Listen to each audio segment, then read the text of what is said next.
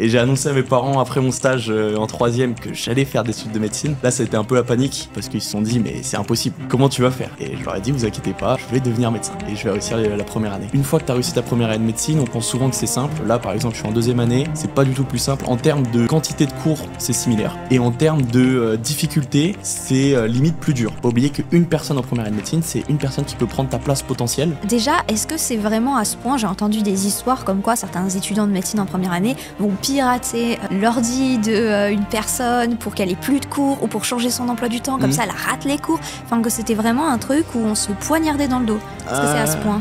C'est-à-dire que j'étais sans âme. Je me réveillais le matin, il était 6h, je finissais à 23h et juste j'étais un robot. J'arrivais devant mon bureau, je faisais des QCM, je faisais des entraînements. J'essayais d'aller m'entraîner 2 à 3 fois par semaine. Tout ça jusqu'au concours, quoi. Ça me fait rire parce que le podcast se transforme vraiment en publicité contre la médecine. Vous allez plus avoir de vie, vous allez pas gagner d'argent, vous allez perdre votre copine ou votre copain. Si tu fais médecine pour le salaire, je pense que c'est pas les bonnes études pour gagner de l'argent. Bonjour à tous, aujourd'hui on est avec Maxence. Enchanté. Tu es en passe LAS, donc Exactement. Tu fais médecine. Voilà. Et là tu sors toujours juste de partiel.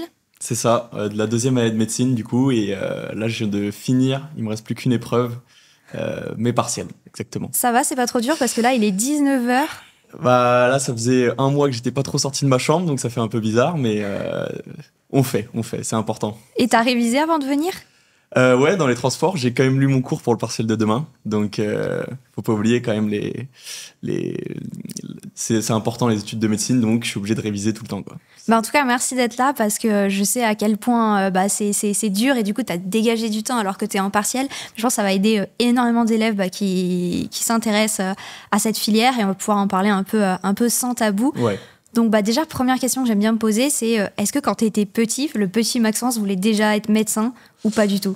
Alors, de ce que je me souvienne, quand j'étais petit, moi j'étais quelqu'un qui était passionné par l'histoire, plus particulièrement la préhistoire, donc faire médecine c'était pas du tout dans mes plans. Si je reprends début collège, donc ça commence déjà à remonter, je voulais devenir paléontologue. Rien à voir avec les études de médecine, et en me renseignant petit à petit, etc., j'ai commencé à apprécier les études scientifiques, la SVT, etc. Et quand j'ai dû faire mon stage de troisième, je l'ai fait dans un labo de recherche qu'on appelle le CNRS, et j'ai discuté avec des médecins, des chercheurs. Donc au début, je voulais devenir chercheur, et je me suis rendu compte qu'au final, ce que j'aimais moi, c'était le contact avec les autres. Donc, au final, le métier de chercheur, c'était pas celui qui m'intéressait vraiment. Être dans un labo toute la journée, etc., c'est pas ça qui m'intéressait. Donc, c'est là où je me suis dit, mais en fait, il faut que je devienne médecin. Et il faut que je fasse des études de médecine. Et j'ai annoncé à mes parents, après mon stage en troisième, que j'allais faire des études de médecine. Là, ça a été un peu la panique, parce qu'ils se sont dit, mais c'est impossible. C'est impossible, études de médecine, et comment tu vas faire? Et je leur ai dit, vous inquiétez pas, je vais devenir médecin. Et je vais réussir la première année. Incroyable, donc ça veut dire que t'as pas des médecins dans ta famille? Non, je suis la première personne à faire des études de médecine. Ok, donc, ce qui est assez rare parce que, alors j'avoue que mes connaissances sur le milieu sont assez limitées, mais j'avais entendu vraiment que souvent c'est ce qu'on prend comme exemple, où on dit en classe de médecine par exemple, il y a X% qui ont un médecin dans leur famille et c'est assez important. Ah bah clairement, si je reprends la proportion dans ma promo par exemple, je dirais qu'il y aurait peut-être 50% qui ont soit une tante, soit leurs parents sont médecins ou sont dans le milieu médical, ce qui n'est pas du tout le cas pour moi.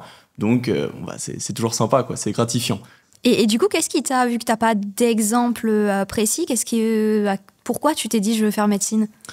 Bah, je dirais que c'est vraiment à partir de la troisième, je me suis dit, quand j'ai commencé à me poser la question de est-ce que je voulais vraiment faire des études de médecine, prendre entre 10 et 12 ans de ma vie pour faire des études, sacrifier aussi mon année post-bac pour travailler toute l'année, etc. Je me suis dit, est-ce que c'est vraiment ce que je veux faire?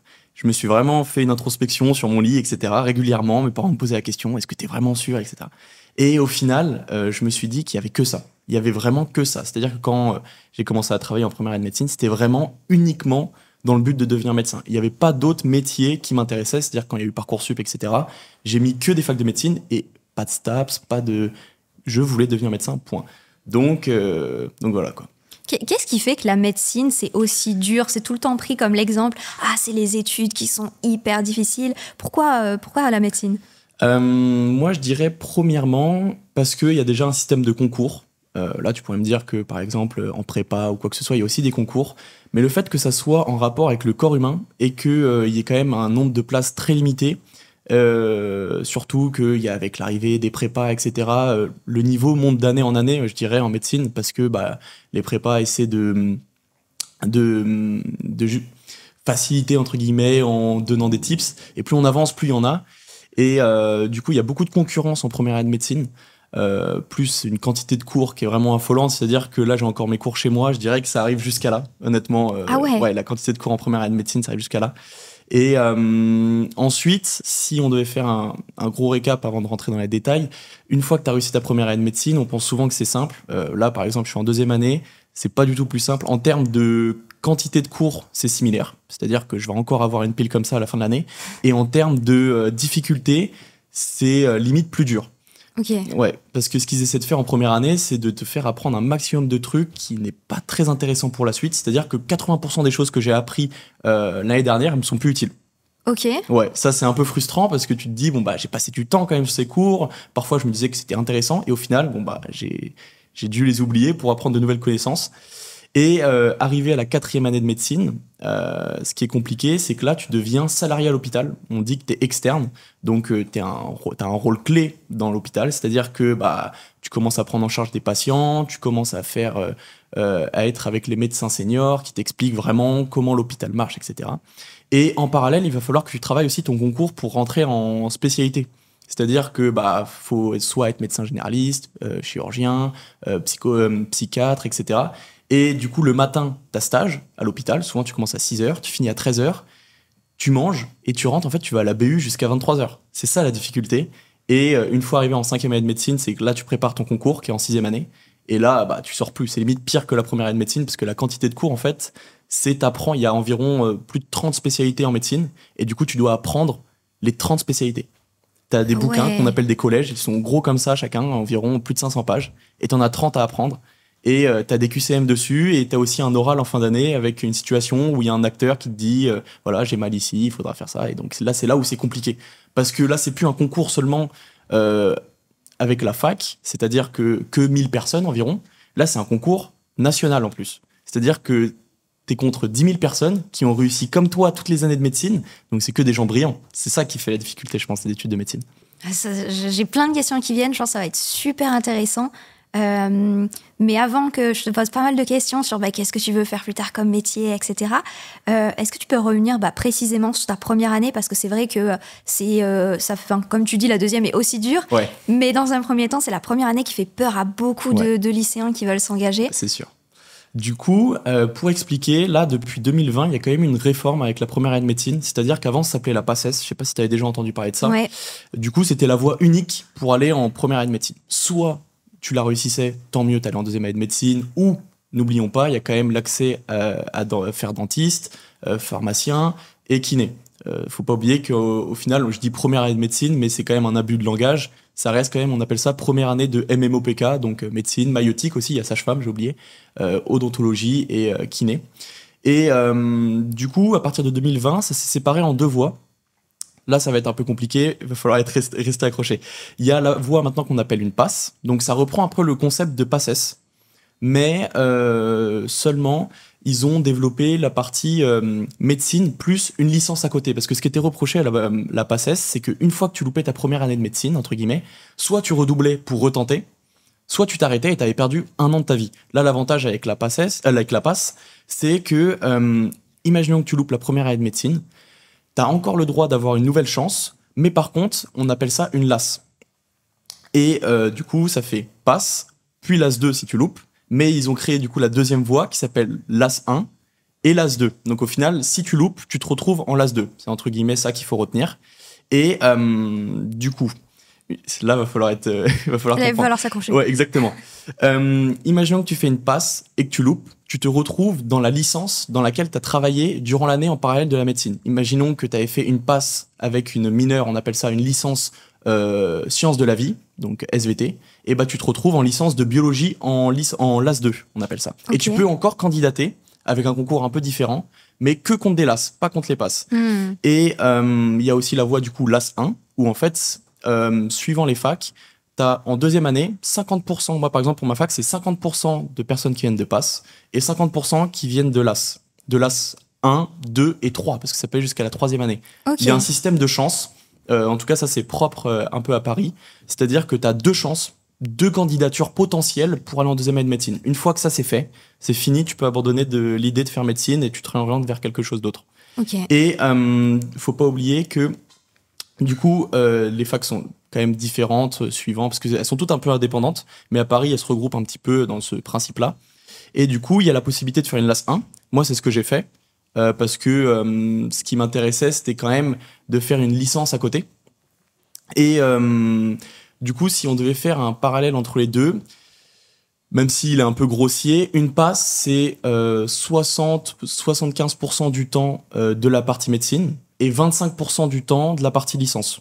Okay, et une LAS, on va dire que c'est, dans les termes, ce qui est dit, c'est 25% du temps médecine, 75% du temps licence. Moi, pour avoir fait une LAS 1, j'ai fait 90% du temps médecine et 10% licence, parce que en fait, le niveau, il est tellement pas comparable entre une licence 1 et une première année de médecine.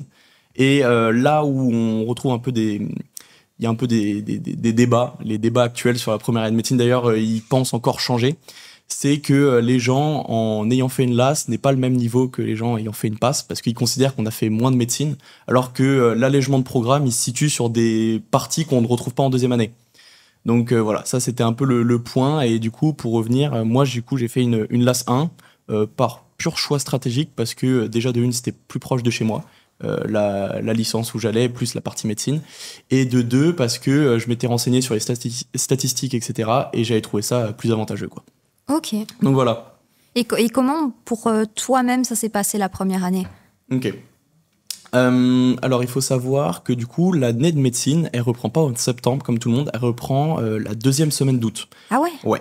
En fait, ça annonce le ton. Ouais, exactement. Ça, c'est le problème aussi un peu comme je disais, en fait, il y a des associations d'étudiants qui aident les premières années de médecine, par exemple. Les deuxièmes années aident beaucoup les premières années, que ça soit on appelle ça le tutorat. Donc, c'est-à-dire que c'est les deuxièmes années qui donnent des cours aux premières années. Et du coup, durant toute la semaine d'août, on a ce qu'on appelle la pré-rentrée. Et en fait, c'est pour anticiper la rentrée. Bon, c'est simple dans les termes. Et on essaie de balayer tout le programme du premier semestre en quelques semaines pour pouvoir prendre de l'avance. Donc l'année commence assez tôt. Début août, t'arrives, tu sors de vacances à peine, t'es tout bronzé et on te dit, bon bah là, va falloir que tu t'enfermes chez toi entre 10 à 12 heures par jour et que tu bronches pas, quoi. Du coup, moi, c'est ce que je fais. Je rentre de vacances le 13 août. Je fais ma pré-rentrée de mon côté, etc. Je commence à travailler 2, 4, 5, 6 heures. Et faut pas oublier, c'est que mes parents, de base, ils voulaient que j'aille en passe.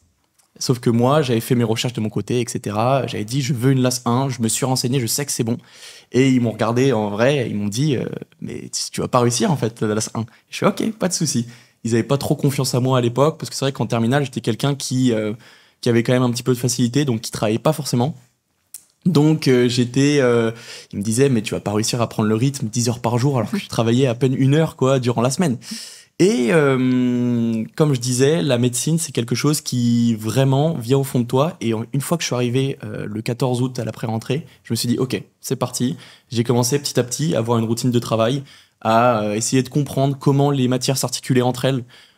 Comment réaliser un bon emploi du temps pour pas non plus s'essouffler, parce que moi j'étais quand même quelqu'un de sportif.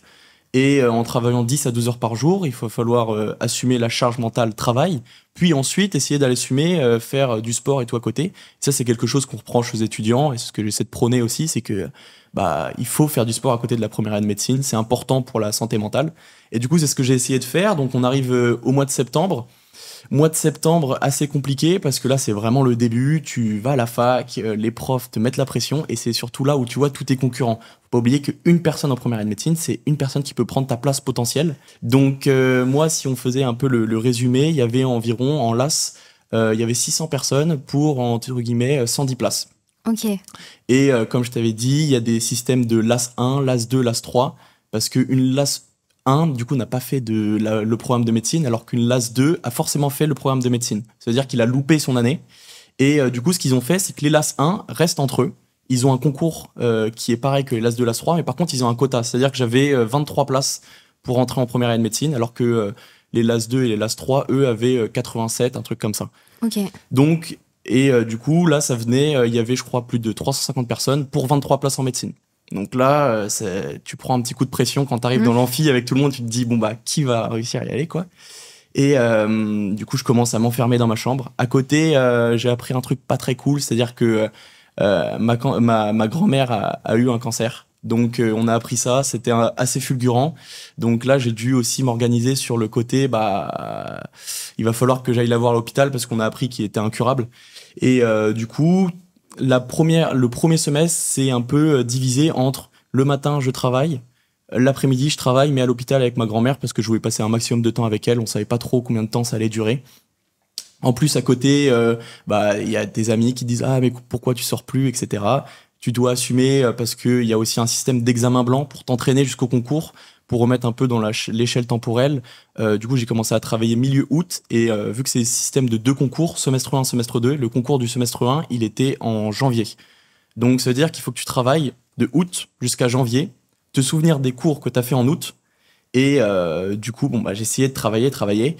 Comment dire que arrivé le mois d'octobre, ça faisait presque un mois et demi que j'avais commencé. C'est-à-dire que j'étais sans âme. Je me réveillais le matin, il était 6h, je finissais à 23h et juste j'étais un robot. J'arrivais devant mon bureau, je faisais des QCM, je faisais des entraînements, j'essayais d'aller m'entraîner 2 à 3 fois par semaine et tout ça jusqu'au concours, quoi. Donc ça, c'était un peu mon rythme de vie.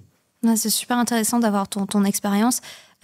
Parce que il y a énormément de jeunes qui le vivent. Nous, on a parfois qui nous parlent de décès dans leur famille ou d'autres problèmes. Qu'est-ce que tu conseilles pour rester aussi sur ces objectifs et les réussir et tout simplement aussi le bien mental, parce que du coup c'est forcément ça prend ton attention, ça te rend triste. Qu'est-ce que tu conseilles à des jeunes qui vivent cette situation? Déjà, il faut essayer c'est ce qui est un peu triste, on va dire, c'est-à-dire que quand t'es en première année de médecine, t'as pas le temps de penser à tout ça. C'est-à-dire que ça soit tes amis, tes proches, la potentielle copine que tu peux avoir durant la première année, il faut les mettre de côté, même si c'est dur. Là, j'avais fait le choix avec ma amie de pas la mettre de côté et d'essayer de me débrouiller pour essayer de l'avoir un maximum. Je pense que pour avoir un bien-être mental dans la première année de médecine et même dans des études assez prenantes, il faut essayer de trouver un équilibre. C'est-à-dire être satisfait du travail que tu produis, c'est-à-dire avoir une charge de travail qui te permet d'avoir des bons résultats. Être satisfait aussi dans la condition physique que tu peux avoir, donc essayer d'avoir un minimum de 2 à 3 séances de sport par semaine, voilà, de 1 heure. Je pense que ça permet déjà d'avoir un bon équilibre. Et pourquoi pas essayer une fois toutes les 2-3 semaines de voir tes amis, etc. pour justement avoir un équilibre et pas tomber complètement en dépression, parce que c'est le cas quand même de pas mal d'étudiants, que ce soit pendant la première année de médecine ou après la première année de médecine, parce que c'est des études super prenantes. Le nombre de dépressions, de burn-out, que ça soit en première année de médecine ou dans les études de médecine, il est impressionnant, quoi. Est-ce que tu as repéré des points communs entre justement ceux qui faisaient des dépressions, des burn-out, pour éviter justement d'en faire? Je pense c'est le fait déjà de s'isoler. La plupart du temps, les étudiants en médecine, ce qu'ils font, c'est que ils essaient d'habiter le plus proche possible de la fac pour pas perdre de temps de transport. Et du coup, ils s'enferment complètement. Ça, c'est vraiment le cas des premières années de médecine. Du coup, ils prennent un appartement juste après avoir passé le bac. Ils savent vraiment pas trop vivre comme tout seul. Je dirais que faut essayer de bien s'entourer déjà dès le début de l'année, que ça soit en essayant de se faire 1 ou 2 copains, même si c'est compliqué en première année de médecine, pour travailler ensemble. Essayer aussi de parfois aller travailler à la BU pour voir d'autres personnes, parce que travailler de 6h jusqu'à 23h devant un mur, ça c'est démoralisant. En fait, c'est ça qui est vraiment démoralisant, et je pense que il faut discuter aussi avec la famille, même s'ils comprennent pas ce que tu fais, tu parles, et s'ils sont gentils, ils t'écoutent et ils te disent oui, c'est bien, et ça te fait du bien surtout de parler à quelqu'un et pas juste apprendre des cours, quoi.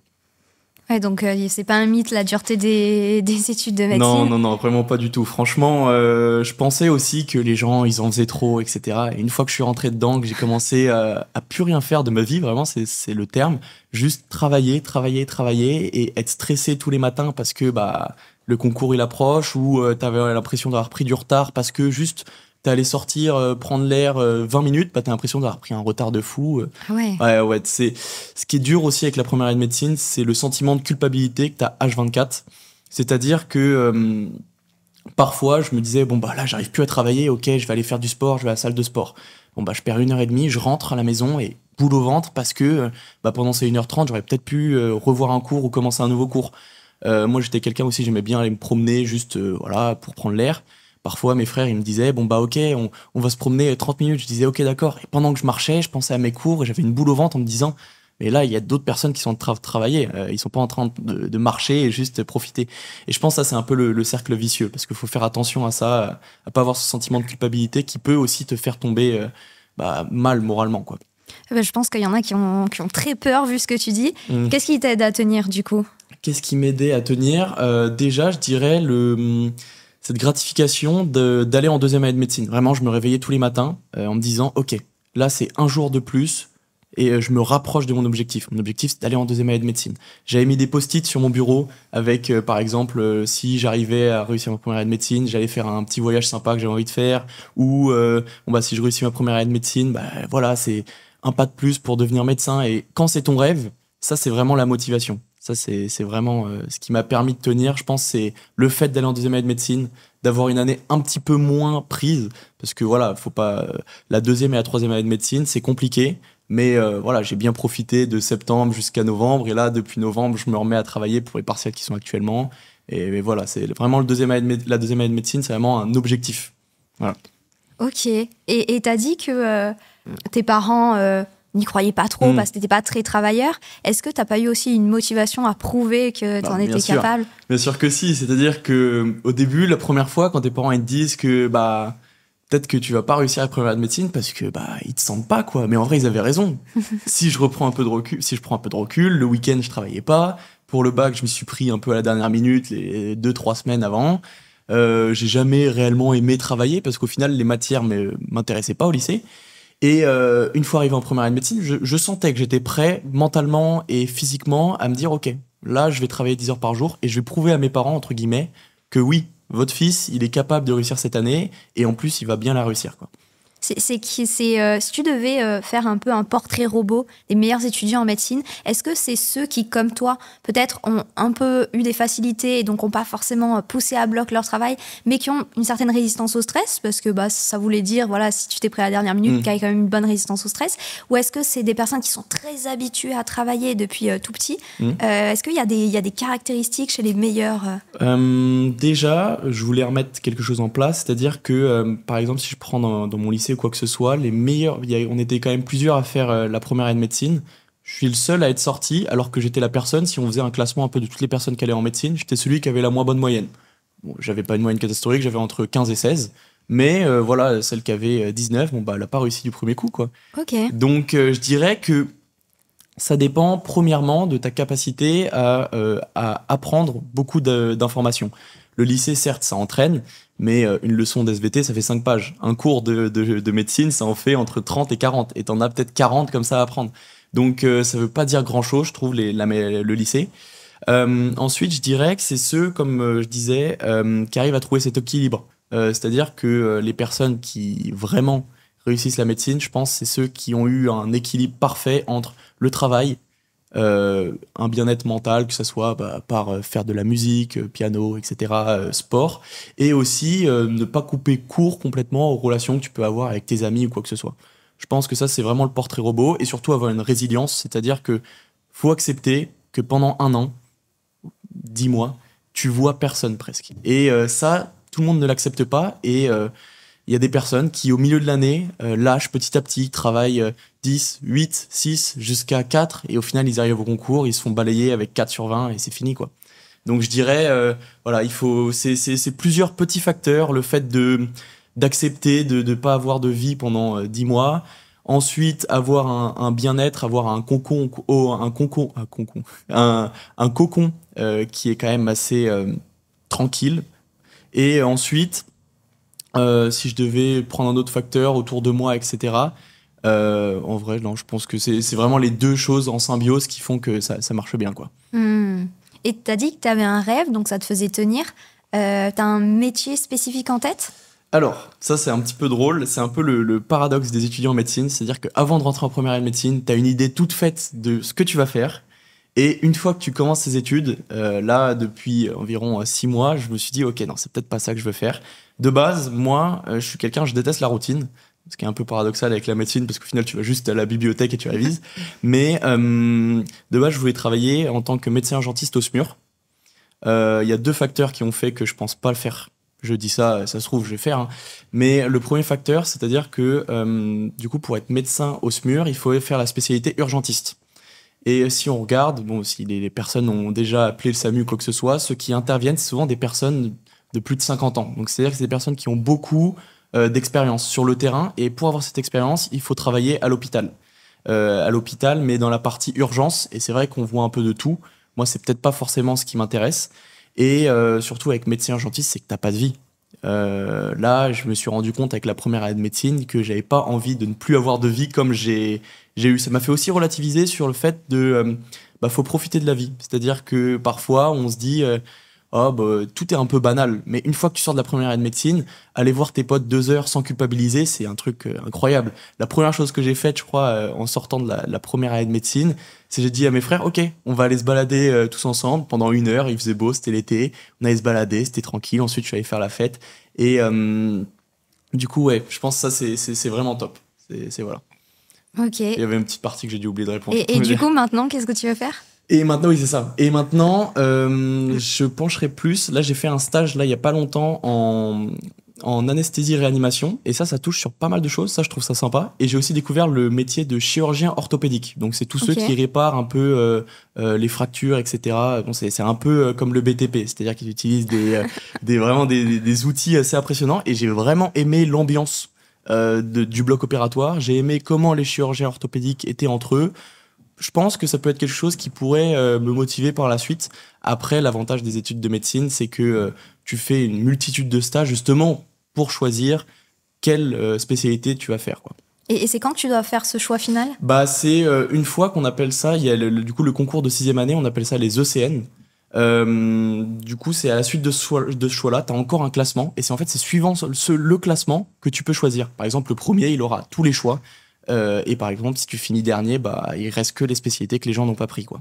Donc c'est ça qui est un peu frustrant parce que tu peux avoir ton idée toute faite de la spécialité et au final faire un classement peut-être comme 6000, 7000, ce qui est déjà très bien, et ne plus avoir accès à la spécialité, quoi. Donc les études de médecine, tu sais que tu vas finir médecin, mais tu sais pas réellement dans quoi jusqu'à la 6e année de médecine, quoi. Ah ouais. Ouais, et ça c'est compliqué. Frustrant, ça ? Ouais, c'est un peu frustrant quand même. Mais en même temps, du coup, ça te permet de toucher un peu à toutes les spécialités. Tu vas faire des stages pendant la 2e et la 3e année de médecine. C'est des stages de 1 mois. T'en as 2-3 dans l'année. Et arrivé à la 4e année de médecine, en fait, tu fais 1 mois et demi de stage, 1 mois et demi de cours, 1 mois et demi de stage. Du coup, ça te permet de faire beaucoup de stages et de tester un peu tout ce que tu aimes.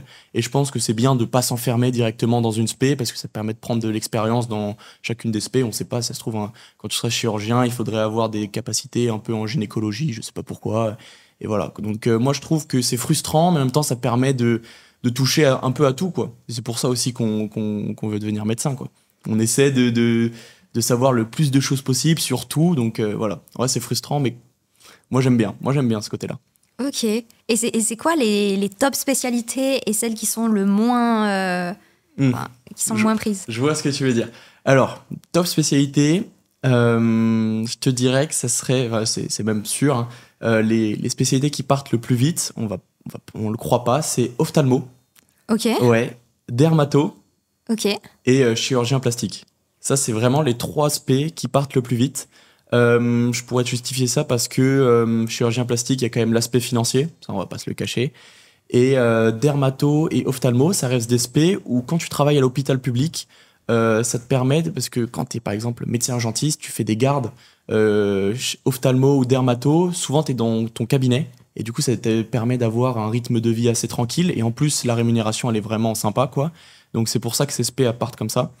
Et les spécialités que les gens aiment le moins et qui se prend presque jamais, c'est médecin du travail. On n'y pense pas beaucoup, mais ça c'est l'aspect du coup, en fait t'es médecin, mais t'as pas tout. Ce qui est un peu bizarre, c'est qu'il y a des facettes de la médecine que t'as pas le droit de faire. Là, j'ai pas envie de dire de bêtises, mais je crois que c'est au niveau des prescriptions, etc. Il y a quelques petits trucs qui varient. Et surtout, t'es en contact des travailleurs, t'es pas au contact des patients. Donc la plupart, ils viennent, ils ont pas souvent de problèmes de santé. Et souvent, quand t'es médecin, même si c'est triste à dire, t'as envie de soigner les gens, quoi. Donc c'est une spécialité qui part pas beaucoup, ouais. Et tu fais quoi quand t'es... Médecin du travail ? Ouais. Souvent, par exemple, il y a des médecins... Enfin, il y a des profession qui nécessite une visite médicale. Et ben en fait, c'est ce médecin-là qui va le faire. Ok. Et c'est aussi le médecin qui va tu veux, par exemple, si tu fais un burn-out ou quoi que ce soit, il y a la médecine du travail, souvent dans des grosses entreprises ou à l'éducation nationale, etc., qui te prennent en charge et qui disent, OK, là, c'est stop pour elle. On la met, elle te prescrit un arrêt de travail pendant 1 mois parce que ça, quoi. Donc voilà. C'est ça un peu les gros points. Et ceux qui font médecine du travail, ils vont me tuer, mais en vrai, c'est ça à peu près. Ok. Et il y a d'autres spécialités qui sont très peu sollicitées ?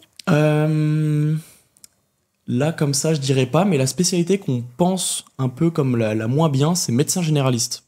C'est l'aspect que les gens pensent que c'est le médecin de base, alors que c'est une des spé qui est vraiment compliquée. Tout le monde pense que c'est les médecins qui n'ont pas voulu faire plus d'études, qui se sont arrêtés, etc. Ça, c'est une idée que j'entends souvent, même dans mes proches. Ils me disent « Ah, mais tu vas pas faire médecin généraliste pour t'arrêter au bout d'un certain temps. » Alors que c'est une spécialité qui est vachement demandée. Ça part environ entre le top 2000 et le top 5000 suivant les villes.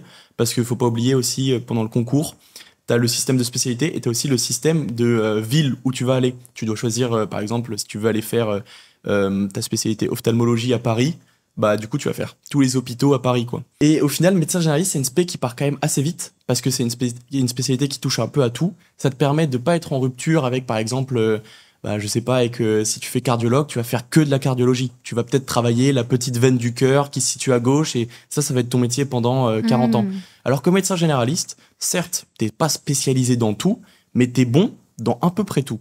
Et au final, c'est une spécialité qui se fait demander de plus en plus parce que ça te permet d'être en cabinet, d'avoir une vie quand même à côté. Et ça, c'est ce que les étudiants recherchent de plus en plus, j'ai l'impression.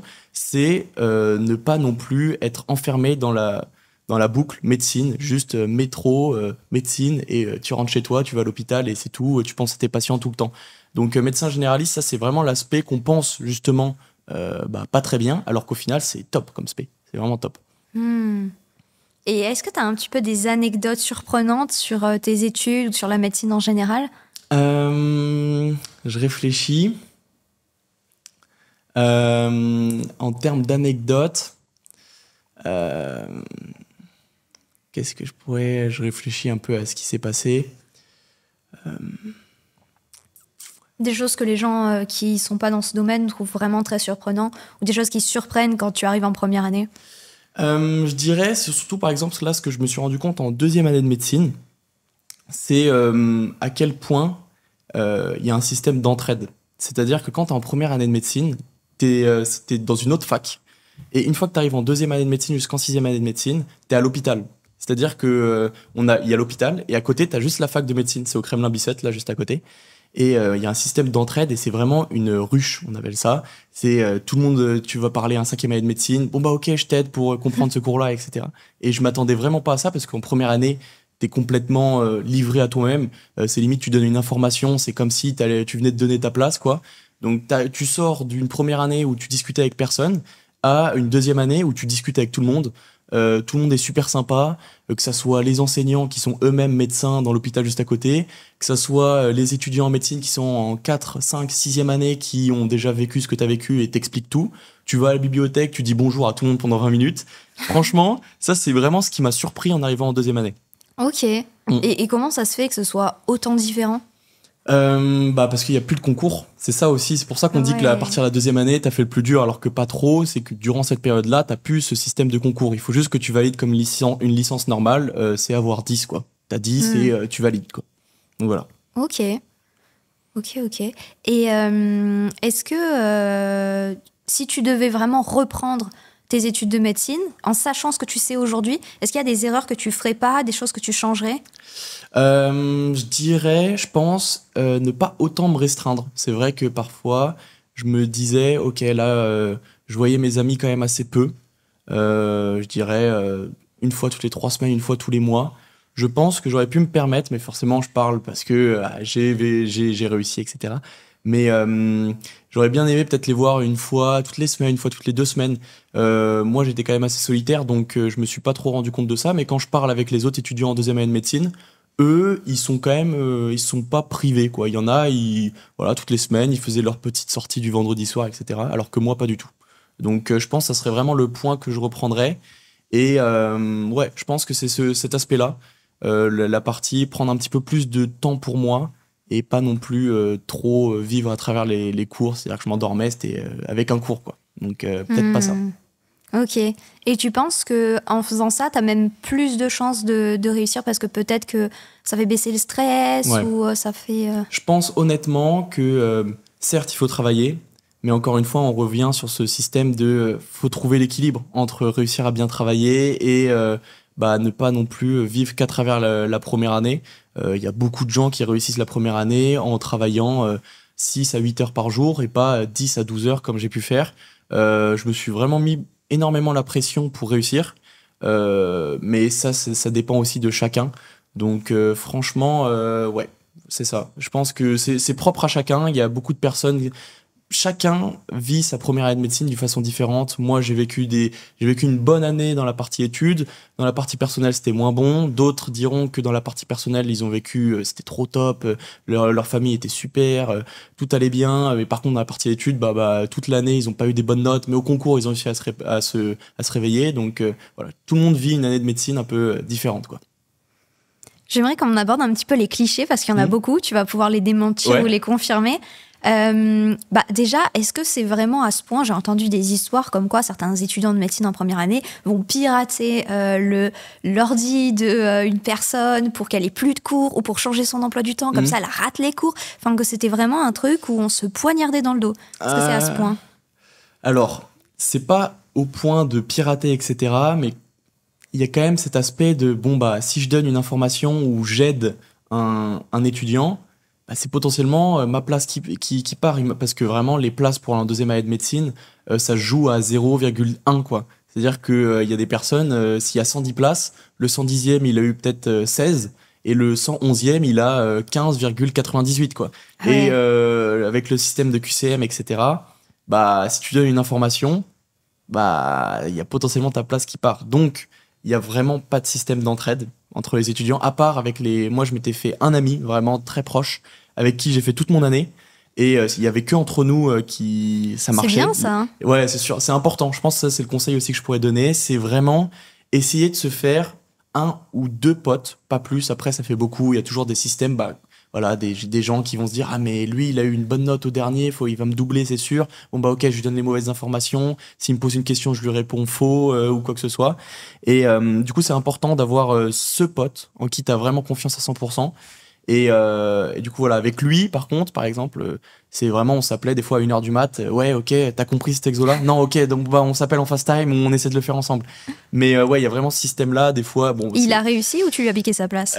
Non, il a pas réussi. Ouais, c'est vrai, tu lui as piqué sa place. Entre guillemets, on peut dire ça, mais là je pense qu'il va venir l'année prochaine, il va réussir là, cette année là, il est en train de repasser le concours, donc je souhaite pour qu'il vienne. Je plaisante, mais je pense que c'est hyper intéressant de faire comme ça, parce que c'est vrai que instinctivement tu as envie de te dire non, si les autres réussissent, je réussis pas, alors qu'en réalité si t'es 2 personnes ou même un petit groupe, en fait tu fais de la compétition mais en équipe, ouais, exactement. Et c'est quand même beaucoup plus stimulant, et nous c'est ce qu'on recommande à nos élèves, quel que soit le type de la prépa. Ça fait une émulation, c'est bien de travailler seul, clairement. Mais travailler ensemble comme tu dis, peut-être qu'il y a des moments c'est toi qui l'aidais, des moments c'est lui qui t'aidait. Exactement. Si je reprends un peu avec ce que j'ai observé pendant la deuxième année de médecine, vu que moi je m'étais fait qu'un seul ami, il est pas passé, je suis arrivé en deuxième année de médecine, je connaissais personne. Et assez vite, j'ai remarqué qu'il y avait déjà des groupes qui étaient préfaits de la première année de médecine. Et en fait, il y a beaucoup de personnes qui ont réussi, et c'est des groupes de 4-5 potes qui ont réussi tous entre eux. Donc, je pense qu'il doit y avoir une corrélation entre avoir son petit groupe de potes pour t'aider, parce que quand tu comprends pas quelque chose, t'envoies un message et il te répond direct et t'as compris en 10 minutes. Si tu le fais tout seul, imaginons que t'es tout seul et que personne t'aide, peut-être que tu mettras 2 heures à comprendre ce petit détail. Donc je pense ça doit être lié intimement. Est-ce que c'est vrai, on entend beaucoup qu'il y a des médecins étrangers qui sont médecins dans leur pays, et donc ils ont de l'expérience, ils ont déjà fait des études, et ils viennent en France et ils vous concurrencent? Alors ils ne concurrencent pas forcément. Est-ce que c'est vrai? C'est-à-dire qu'ils ne concurrencent pas dans les études. C'est-à-dire qu'on a beaucoup besoin de médecins en ce moment, on l'entend à l'actualité, etc. Et du coup, pour recruter, vu qu'on prend pas assez de médecins via le concours, on prend des médecins étrangers. Ils ont le grade de FFI, on appelle ça à l'hôpital. Et du coup, même si par exemple ils ont exercé pendant 20 ans dans leur pays, une fois arrivés en France, ils ont quand même le statut un peu d'étudiant. mais étudiant en 6e année. Donc, c'est-à-dire qu'il n'y a plus aucune concurrence à ce niveau-là. Tu es dans ta spécialité, juste, ils sont vraiment là pour aider. Donc, ils sont pas là pour faire de la concurrence, ils sont vraiment là pour aider le système de l'hôpital en France, quoi. Franchement, c'est pas de la concurrence, en tout cas. Ok. Et quelle spécialité il faut pour faire médecine? Est-ce que si on n'a pas pris physique, SVT, on est mal? On est vraiment très mal. Moi, il y a beaucoup de personnes qui me demandent aussi à travers les réseaux, la spécialité qu'il faut absolument, et je le recommande, c'est la physique. Honnêtement, tu peux pas te permettre d'aller en deuxième année de médecine, en première année de médecine pour moi, si t'as pas pris l'aspect physique. Que ça soit pour réussir, mais du coup, imaginons qu'il y a des personnes qui nous écoutent et qui n'ont pas pris la physique et ils sont en terminale, donc c'est trop tard, ou en première et que c'est trop tard. Ce que je leur conseille, c'est quand même de faire en parallèle le programme pendant l'été ou quoi que ce soit. Du coup, la spécialité à prendre pour moi, je pense, c'est la physique-chimie. Après, que ça soit maths ou SVT, parce qu'il faut prendre des spécialités scientifiques, ça, c'est pas trop, il n'y a pas trop d'importance. Moi, ce que j'avais fait, c'était du coup physique SVT.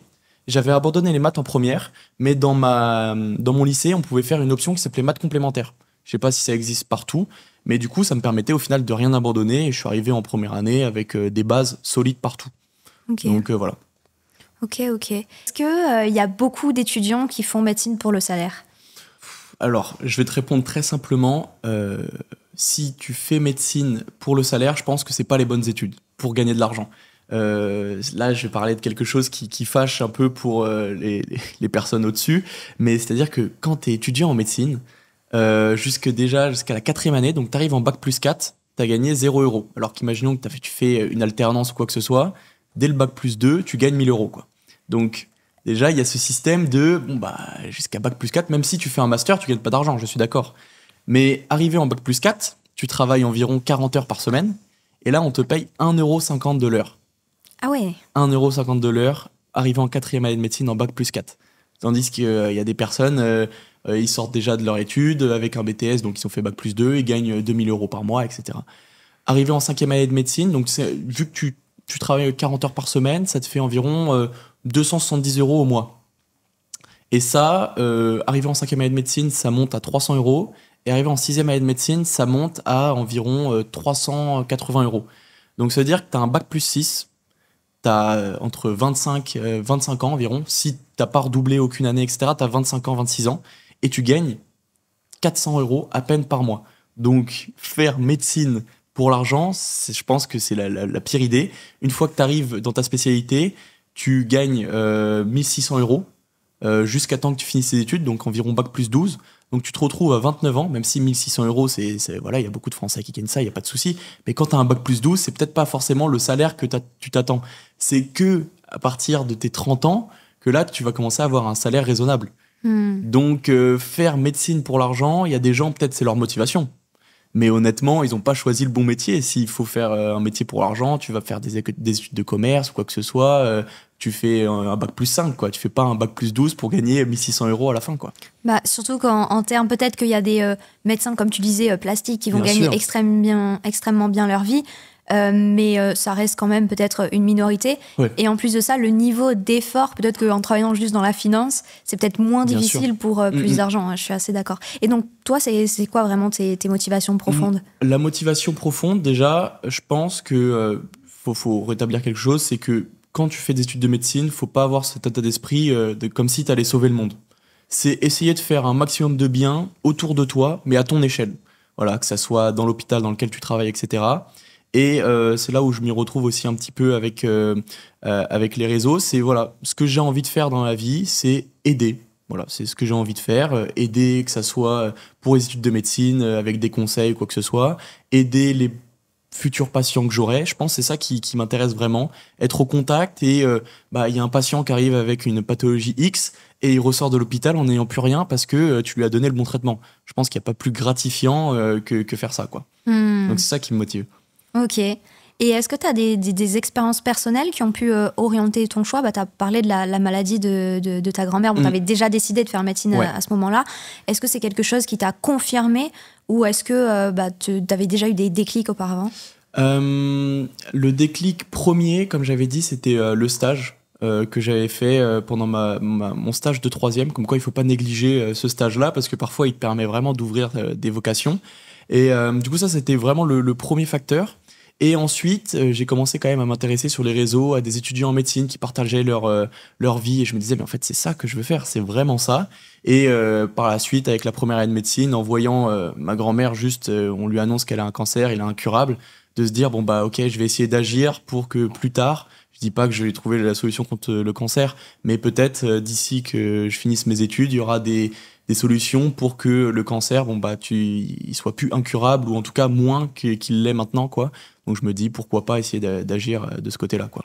Puis même si tu peux pas sauver la personne, il y a tout un accompagnement qui est hyper important, j'imagine. C'est super important. Le médecin, il a certes un rôle de soigner, mais il a aussi tout un rôle social, parce que une fois que tu arrives à l'hôpital, t'es pas forcément heureux, et il est là pour t'accompagner et vraiment te dire, ok, certes ta situation elle est pas avantageuse, mais on va tout faire pour que ça soit le moins désavantageux pour toi, que ça se passe correctement et qu'on essaie de faire un maximum pour t'aider, quoi. C'est quoi un petit peu ton expérience sur le terrain? Est-ce que les patients, ils sont vraiment bienveillants, ou est-ce qu'au contraire, il y en a qui sont... Du coup, en deuxième année, avant de commencer la deuxième année, tu as un stage qui s'appelle infirmier. C'est introduction au monde de l'hôpital. Parce que tu as fait, certes, 1 an dans les études de santé, de médecine, mais tu connais rien. Tu as appris, comme j'avais dit, 80%, ça sert à rien ce que tu as appris. C'est sur des noms de molécules, des trucs, des machins. Mais par contre, tu sais pas comment la vie à l'hôpital se passe, donc ils nous mettent pas directement avec les médecins. Ils nous mettent avec les infirmières et les infirmiers et les aides-soignants. Donc j'ai fait 3 semaines au mois de septembre où vraiment j'étais dans un service de médecine interne. C'est une spécialité qui touche un peu à tout, tous les problèmes un peu compliqués, tuberculose, etc. Et du coup, tu te rends compte de la charge de travail que tu vas avoir déjà une fois que tu seras un peu plus expérimenté, parce que tu vois un peu ce que les médecins font. Et du coup, moi, je disais pas que j'étais étudiant en médecine pendant ce stage-là, je disais juste que j'étais étudiant. S'ils me disaient que j'étais infirmier, bon bah oui, je suis infirmier. Si j'étais aide-soignant, oui, je suis aide-soignant.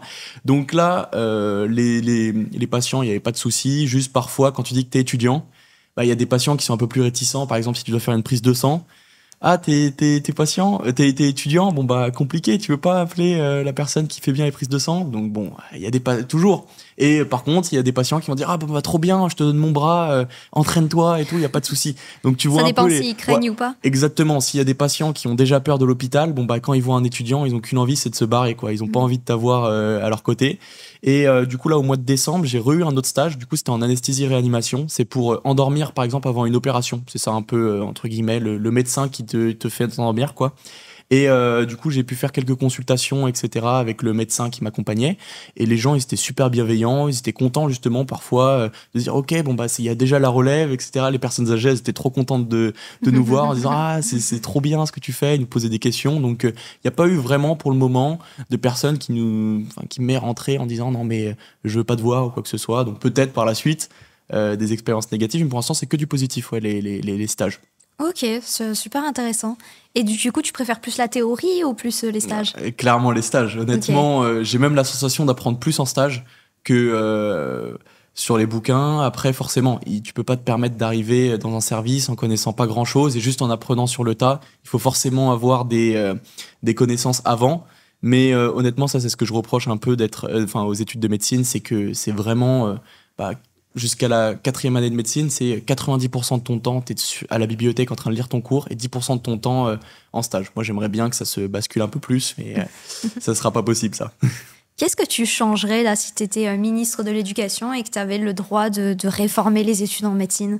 Je dirais déjà payer un peu plus les étudiants quand même. Franchement, faire 40 heures par semaine pour gagner 300 € par mois, certes, on fait pas ça pour l'argent, mais il y a quand même un strict minimum.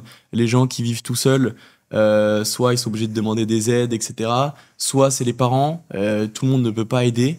Donc je dirais déjà cet aspect-là. Et peut-être un accompagnement un peu plus psychologique sur la partie première année de médecine et après. Parce que beaucoup de personnes, du coup j'avais dit, tombent en dépression, ou une fois qu'ils finissent la première année de médecine, c'est j'ai plus rien à faire, qu'est-ce que je fais? Et la dépression au final elle arrive après. Moi je m'en souviens, après mon concours de 2e semestre, je finis mon année de médecine, c'était le 26 mai. Le 27 mai, je suis au fond de mon lit avec 42 fièvres. Et pendant une semaine, 42 fièvres. Et cause inexpliquée, je suis allé à l'hôpital au bout d'une semaine parce que de la fièvre pendant une semaine, c'est pas bien, quoi. Et du coup, j'explique au médecin, voilà, j'ai fini ma première année de médecine. Il fait, ah, mais c'est normal. En fait, ton corps est juste en train de relâcher. Ok. Et du coup, je dirais plus un accompagnement psychologique. C'est important, c'est vraiment important. Et ouais, parce que là, ça se passe vraiment, pour le coup, on dit que dans les maladies, il y a toujours une part parfois de psychologie, aux blessures, etc. Voilà, le stress, etc., ça influe totalement sur la suite de ta vie. Il y a des gens très stressés qui vont développer des problèmes à cause du stress, parce qu'ils ont vécu des choses et tout. Donc c'est vraiment quelque chose à pas négliger. De plus en plus, il y a des accompagnements, etc. Et on va vers cette voie on essaie d'étudier et d'aider un maximum les étudiants, mais c'est pas encore ça, quoi.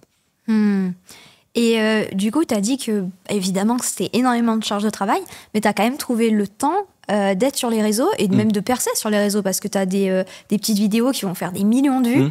Quand est-ce que tu as trouvé ce temps ? Alors, faut savoir que de base, je voulais pas partager mon quotidien d'étudiant en première année de médecine, même si j'avais déjà ça au fond de mon idée, mais j'avais peur de me porter l'œil.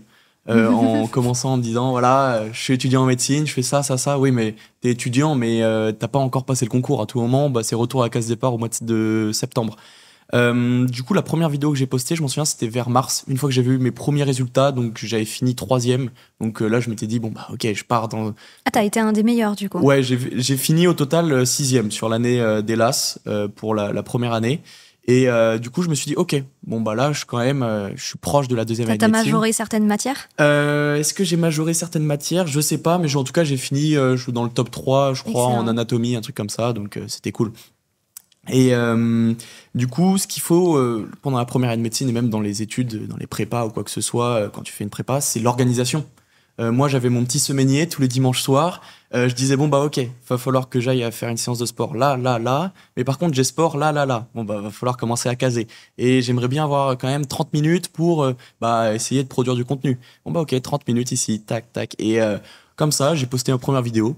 Les gens, ils ont adoré. Et je me suis dit, ok, maintenant, dans mon programme, je vais essayer d'incorporer une petite session, essayer de trouver des idées pour faire des vidéos, etc. Et avec une bonne organisation, il n'y a pas de raison de louper médecine, pour moi. Et pourquoi t'as fait ça ?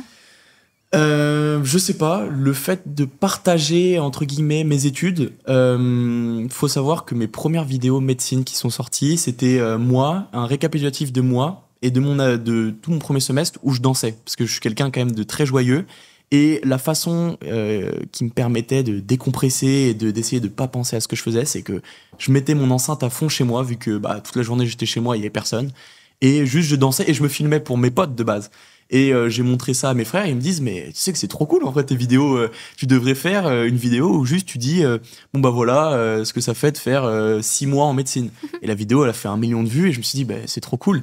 Et je me suis dit, t'es viral en fait. Je sais pas, mais en tout cas les gens ils ont bien apprécié ce côté-là. Et maintenant des fois on m'arrête dans la rue en me disant, mais attends, c'est toi qui danse en médecine. Vraiment on me dit, c'est toi le danseur en médecine. Quand je suis allé à la fac de médecine en 2e année, du coup j'ai découvert les plus grands. Ils me disaient, mais toi je t'ai déjà vu, tu faisais des vidéos où tu faisais ça. Et l'objectif premier de mon compte, ça reste quand même de partager de la bonne humeur. Parce que quand tu vas sur les réseaux, la plupart du temps, il y a quand même l'algorithme qui est en fonction de ce que tu vas aimer, etc. Et du coup, dans cette période, peut-être que tu peux aimer des choses qui sont pas forcément cool, des vidéos un peu dépressives ou quoi que ce soit.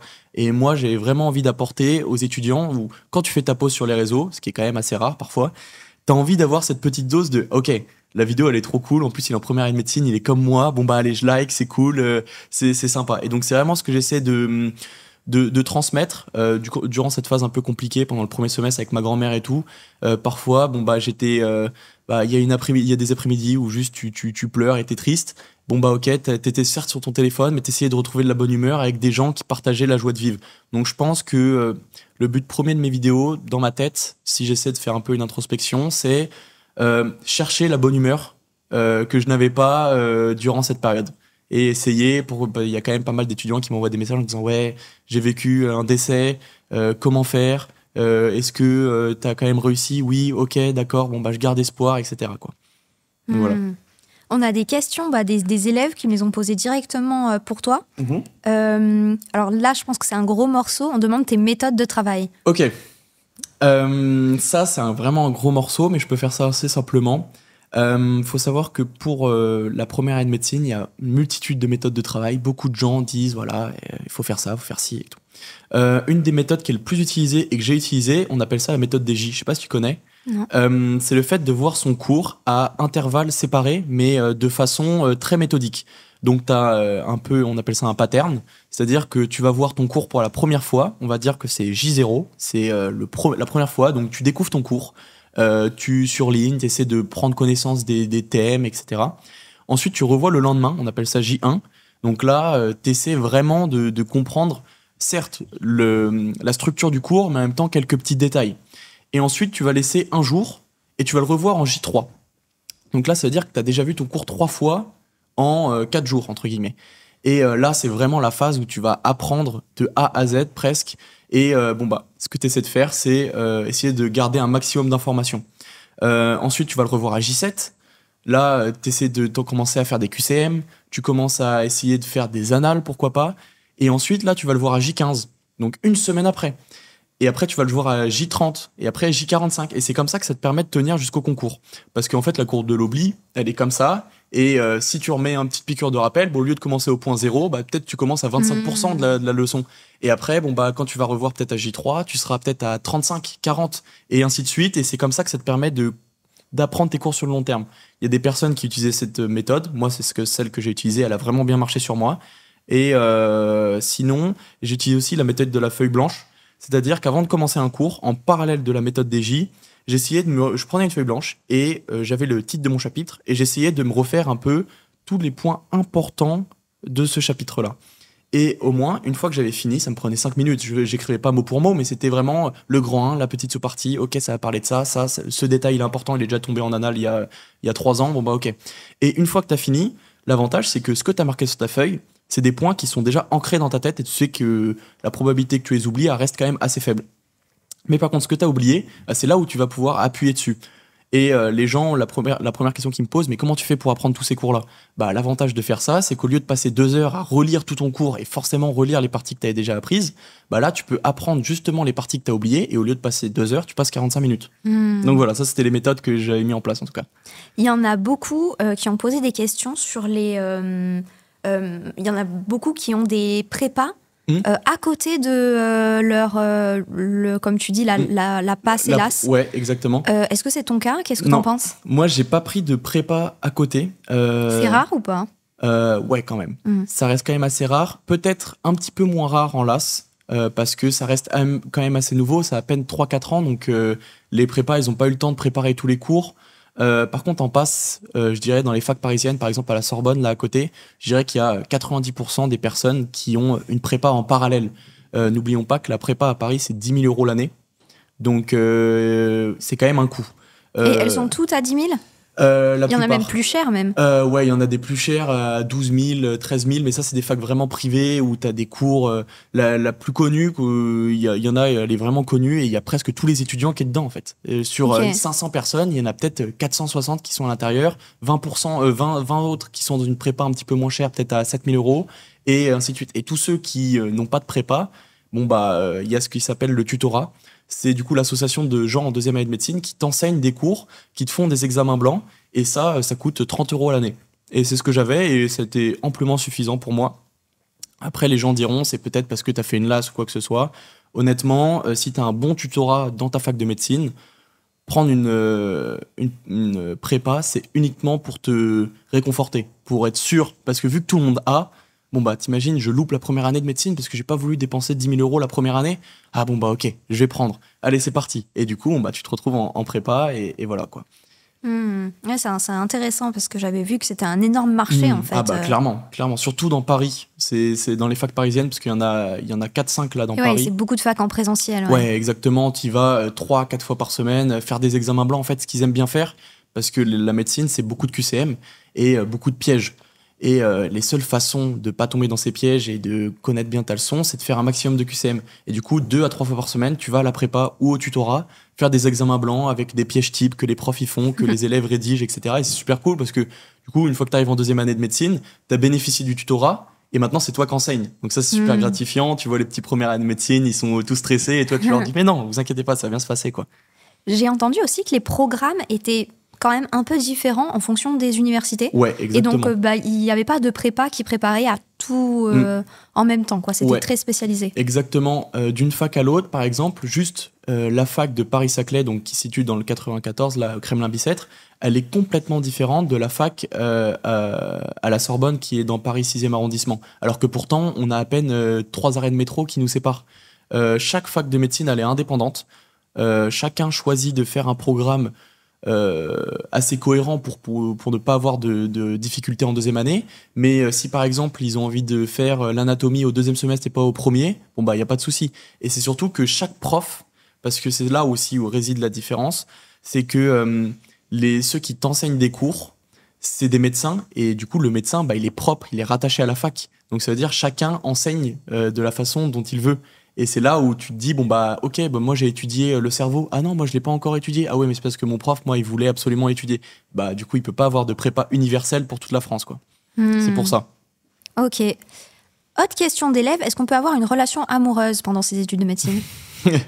Ça, c'est un débat que j'avais eu aussi avec d'autres personnes créateurs de contenu qui étaient en 6e, 7e année. On avait eu ce débat-là.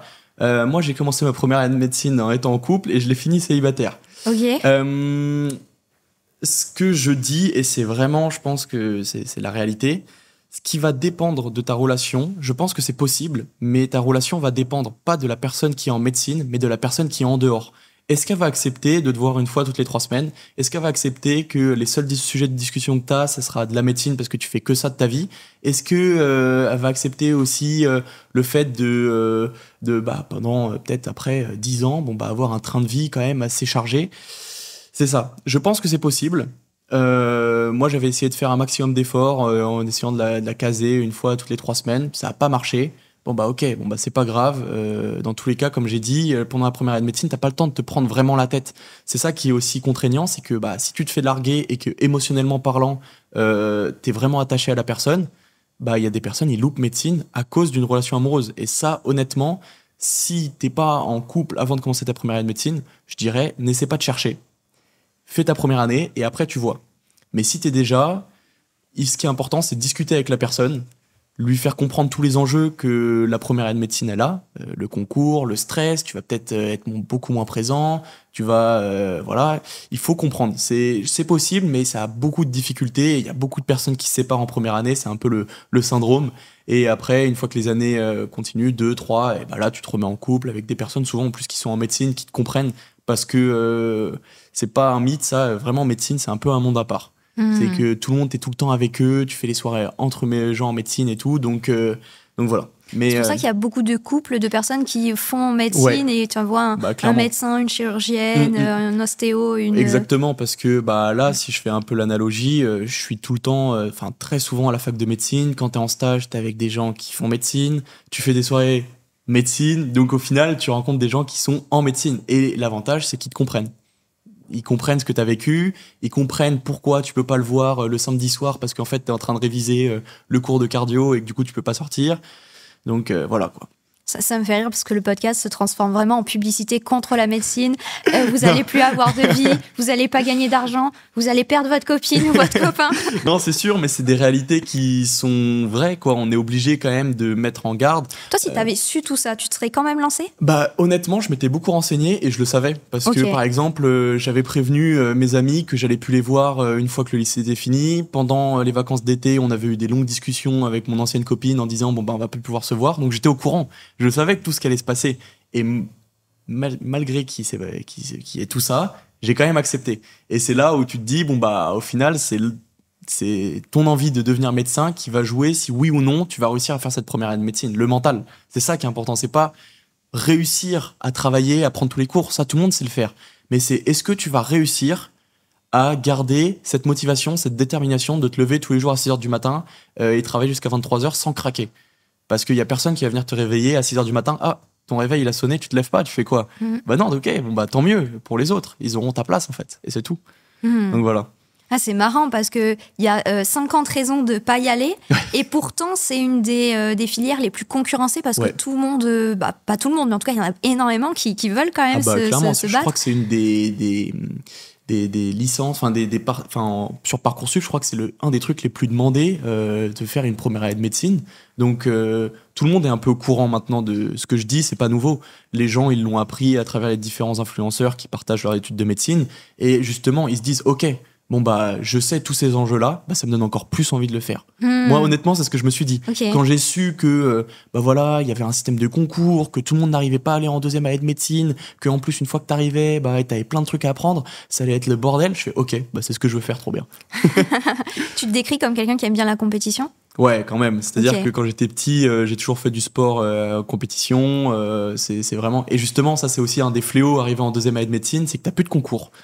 Et du coup, tu vas arrêter. Bah non, ce qui est compliqué, c'est de se remettre au travail en se disant qu'il n'y a plus besoin d'avoir la meilleure note possible. Et ça, c'est le syndrome un peu de l'étudiant en médecine. J'en parlais il n'y a pas si longtemps sur mes réseaux. C'est que bah, tu t'y prends un peu à la dernière minute pour tes révisions. Tu te dis, bon, bah ok, là, je peux peut-être me permettre de sortir. Oh, on est lundi soir. Ouais, mais en vrai, pourquoi pas, quoi. Donc, ouais, la compétition, c'est quelque chose que j'aimais bien et qui est omniprésente en vrai pendant la première année de médecine. Donc, c'est aussi un peu le moteur de ce qui te fait lever le matin, quoi. Tu te dis, bon bah, je suis en compète, quoi. Je peux pas me permettre de pas être bon, quoi. Un cliché aussi qui me vient en tête, et on l'a pas mentionné, j'aimerais bien avoir ton avis dessus, c'est qui se dit que, bon, avant, les médecins, ils travaillaient vraiment beaucoup. C'est-à-dire, ils allaient chez les gens, ils faisaient des heures impossibles. Et maintenant, en fait, c'est dur les études, mais par contre, une fois qu'ils sont médecins, ils vont soit sur la Côte d'Azur, se la couler douce, et ils font 35 heures, soit ils restent à Paris, mais pareil. En gros, c'est devenu des feignants. Est-ce que c'est vrai ? Ok. Là, c'est super cool parce que j'ai eu cette discussion il n'y a pas si longtemps avec 4-5 créateurs de contenu qui sont en 6e, 7e année de médecine. Et justement, nous, un peu notre objectif, c'est de casser un peu cette figure de quand t'es médecin, tu fais que ça de ta vie et que y a pas d'autres choses qui tournent autour de ça. Tu vas à l'hôpital et c'est tout, quoi.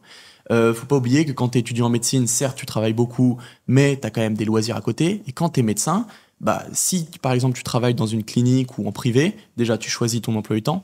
Donc les médecins ne travaillent pas 7 jours sur 7, 24 sur 24. Par contre, là où je suis d'accord avec ce point-là, c'est quand tu travailles à l'hôpital public, du coup c'est pas forcément toi qui fais ton planning, et du coup c'est suivant le cadre de santé qui va te dire ok, bon bah là tu fais 3 gardes de 24 heures dans la semaine. Ah mais je travaille presque 60 heures dans la semaine. Oui, bon bah t'es obligé, quoi. Mais honnêtement, certes, les études de médecine, c'est prenant, mais tu peux quand même avoir une vie à côté. Après, ça dépend aussi de la spécialité, si tu travailles dans le privé ou dans le public. Et si tu travailles dans le privé, si tu as envie de gagner beaucoup d'argent, voilà, d'avoir un bon salaire, bon, bah, il va falloir que tu travailles certes quand même 5 fois par semaine. Mais bon, ça reste quand même agréable comme métier, je pense. Donc voilà, mais oui, les médecins ne font pas que ça. En tout cas, les médecins qui travaillent dans le privé et tout, non, ils font pas que ça, quoi. Et c'est ce que, surtout, je pense que ta question, c'est parce qu'il y a de plus en plus de personnes, de gens en médecine qui publient leur quotidien sur les réseaux sociaux. Et forcément, tu montres que le côté positif parce que c'est ce que tu as envie de transmettre aux gens. C'est pareil, moi, sur mes réseaux, c'est rare que je mette une vidéo de moi d'1 minute juste qui travaille et qui dit rien. Forcément, tu partages quand tu vas en soirée, quand tu fais des gestes techniques à l'hôpital parce que tu as des cours de pratique, etc. Et du coup, ils se disent, bon, bah, c'est trop bien. Mais voilà, n'oublions pas que certes, il y a beaucoup de travail, mais il y a aussi une partie loisir qui est quand même assez cool en médecine, quoi. Okay. Quand tu es médecin. Ok. Bah, tu as abordé la différence entre privé et public. Je trouve ça intéressant. C'est quoi la différence vraiment entre la santé privée et publique ? Évidemment, bah, quand tu vas dans un hôpital privé, bah, ça te coûte plus cher. Ouais. Mais est-ce que tu es mieux soigné dans un privé ? Honnêtement, moi, je pense pas que tu sois mieux soigné ou autre, parce que c'est clairement un choix propre à toi, une fois que tu as fini tes études, d'aller dans le privé ou dans le public. Il y a des très bons médecins qui sont dans le public, et par contre, il y a aussi des mauvais médecins qui sont dans le privé. Qu'est-ce qui fait dire que tu es un mauvais ou un bon médecin ? C'est pas forcément ta capacité, mais peut-être qu'il y aura des médecins moins empathiques dans le privé, et du coup, tu as la sensation d'avoir une moins bonne prise en charge, alors que dans le public, il y a peut-être des médecins qui sont super sociales, qui vont te faire sentir bien durant ton séjour à l'hôpital. Donc, je pense que tu te fais pas... C'est impossible, ça, honnêtement. Que tu ailles dans le privé ou dans le public, tu te fais soigner de la même façon. Peut-être que dans le privé, ils ont un petit peu plus de moyens, parce que forcément, ça reste quand même à but lucratif. Et donc, ils ont les dernières machines, etc. En termes d'attente, t'as un petit peu moins d'attente à l'hôpital privé. Et aussi, les praticiens hospitaliers, donc les médecins, ils sont un peu plus libres de leur choix et de leur emploi du temps. Donc, peut-être qu'ils vont pas avoir 3 gardes durant la semaine et ça va jouer sur leur humeur et ça va jouer de comment ils se comportent avec les patients. Alors que dans l'hôpital public, on te dit, il faut que tu travailles lundi, mardi et jeudi. 24 heures, 24 heures, 24 heures. Et là, t'es en mode, d'accord. Et t'arrives à l'hôpital quand t'as fait tes 60 heures, t'es fatigué. C'est peut-être ça, cette sensation qui fait que t'es moins bien soigné. C'est peut-être que les médecins arrivent à saturation et qu'ils sont vraiment fatigués, quoi. Il y a un clivage d'un côté, ceux qui disent oui mais en France on paye trop d'impôts et en plus pour des retours sur investissement entre guillemets qui sont pas top parce que le système de santé faut faire 8 heures aux urgences, on n'est pas pris tout de suite, il y a des erreurs médicales, etc. Et de l'autre côté, les gens qui disent oui mais arrêtez de vous plaindre, on est le meilleur système de santé au monde. Qu'est-ce que t'en penses? Honnêtement, là ce qui est quand même assez intéressant avec la deuxième année de médecine, pour faire un peu le parallèle, je vais aller au Sri Lanka là cet été pour aider du coup les médecins, etc. là-bas. Et là, je vais clairement aussi me rendre compte à quel point le système de santé il est bon. Et moi, je pense ce qu'on pourrait répondre aux gens, c'est aller dans un pays étranger, autre que la France, même un pays développé. Tu vas aux États-Unis, tu te fais opérer pour une appendicite, quelque chose qui peut t'arriver de façon incongrue à n'importe quel âge, tu vas payer 80 000 $. 80 000 pour je crois que c'est entre 50 000 et 80 000 $. Tu vas faire un séjour à l'hôpital, tu payes 10 000 $ parce que tu restes une semaine. Tu vas en France, si tu vas dans l'hôpital public, tu payes 0. Donc honnêtement, les gens qui disent que... En tout cas, quand t'es patient, quand t'es un patient, tu peux pas dire que le système de santé, il y a un vrai problème dedans. Tu payes pas. En tout cas, tu cotises certes sur ta fiche de paye et tout, mais sur le retour sur investissement, quand t'as vraiment un problème, forcément, si t'as pas de problème toute ta vie et que tu vas jamais à l'hôpital, t'as payé entre guillemets dans le vide. Mais par contre, le jour où t'as un vrai problème, c'est là que tu te rends compte à quel point le système de santé, il est vraiment performant. Donc honnêtement, les gens qui se plaignent, c'est qu'ils soit ils sont jamais allés à l'hôpital dans un pays étranger, ils se rendent pas compte à quel point tout est bien organisé, etc. Soit honnêtement je sais pas, c'est pas possible pour moi. Je trouve ça quand même en tout cas quand t'es dans la partie patient. Après dans la partie médecin, il y a des petits problèmes à ce niveau-là, mais en tout cas du côté patient, tu peux pas dire que le système de santé français, il y a un vrai problème. Tu payes pas, la prise en charge est quand même assez rapide. Si t'as un vrai problème, t'es soigné. Il n'y a pas de souci. C'est forcément, si tu viens à l'hôpital pour faire un peu de bobologie, comme on dit, parce que t'as mal au ventre, alors que tu pourrais aller voir ton médecin généraliste, t'as l'impression qu'il s'occupe pas de toi ou quoi que ce soit. Mais c'est juste parce que les médecins, ils ont pensé que ça nécessitait pas un rendez-vous aux urgences. Et du coup, ils ont cette sensation de pas se faire soigner. J'avais déjà entendu quelques témoignages sur TikTok et tout, de gens qui disaient « Je me suis pas fait prendre à l'hôpital parce que j'avais mal au ventre ». Oui, mais des gens, ils ont des problèmes plus graves et donc voilà.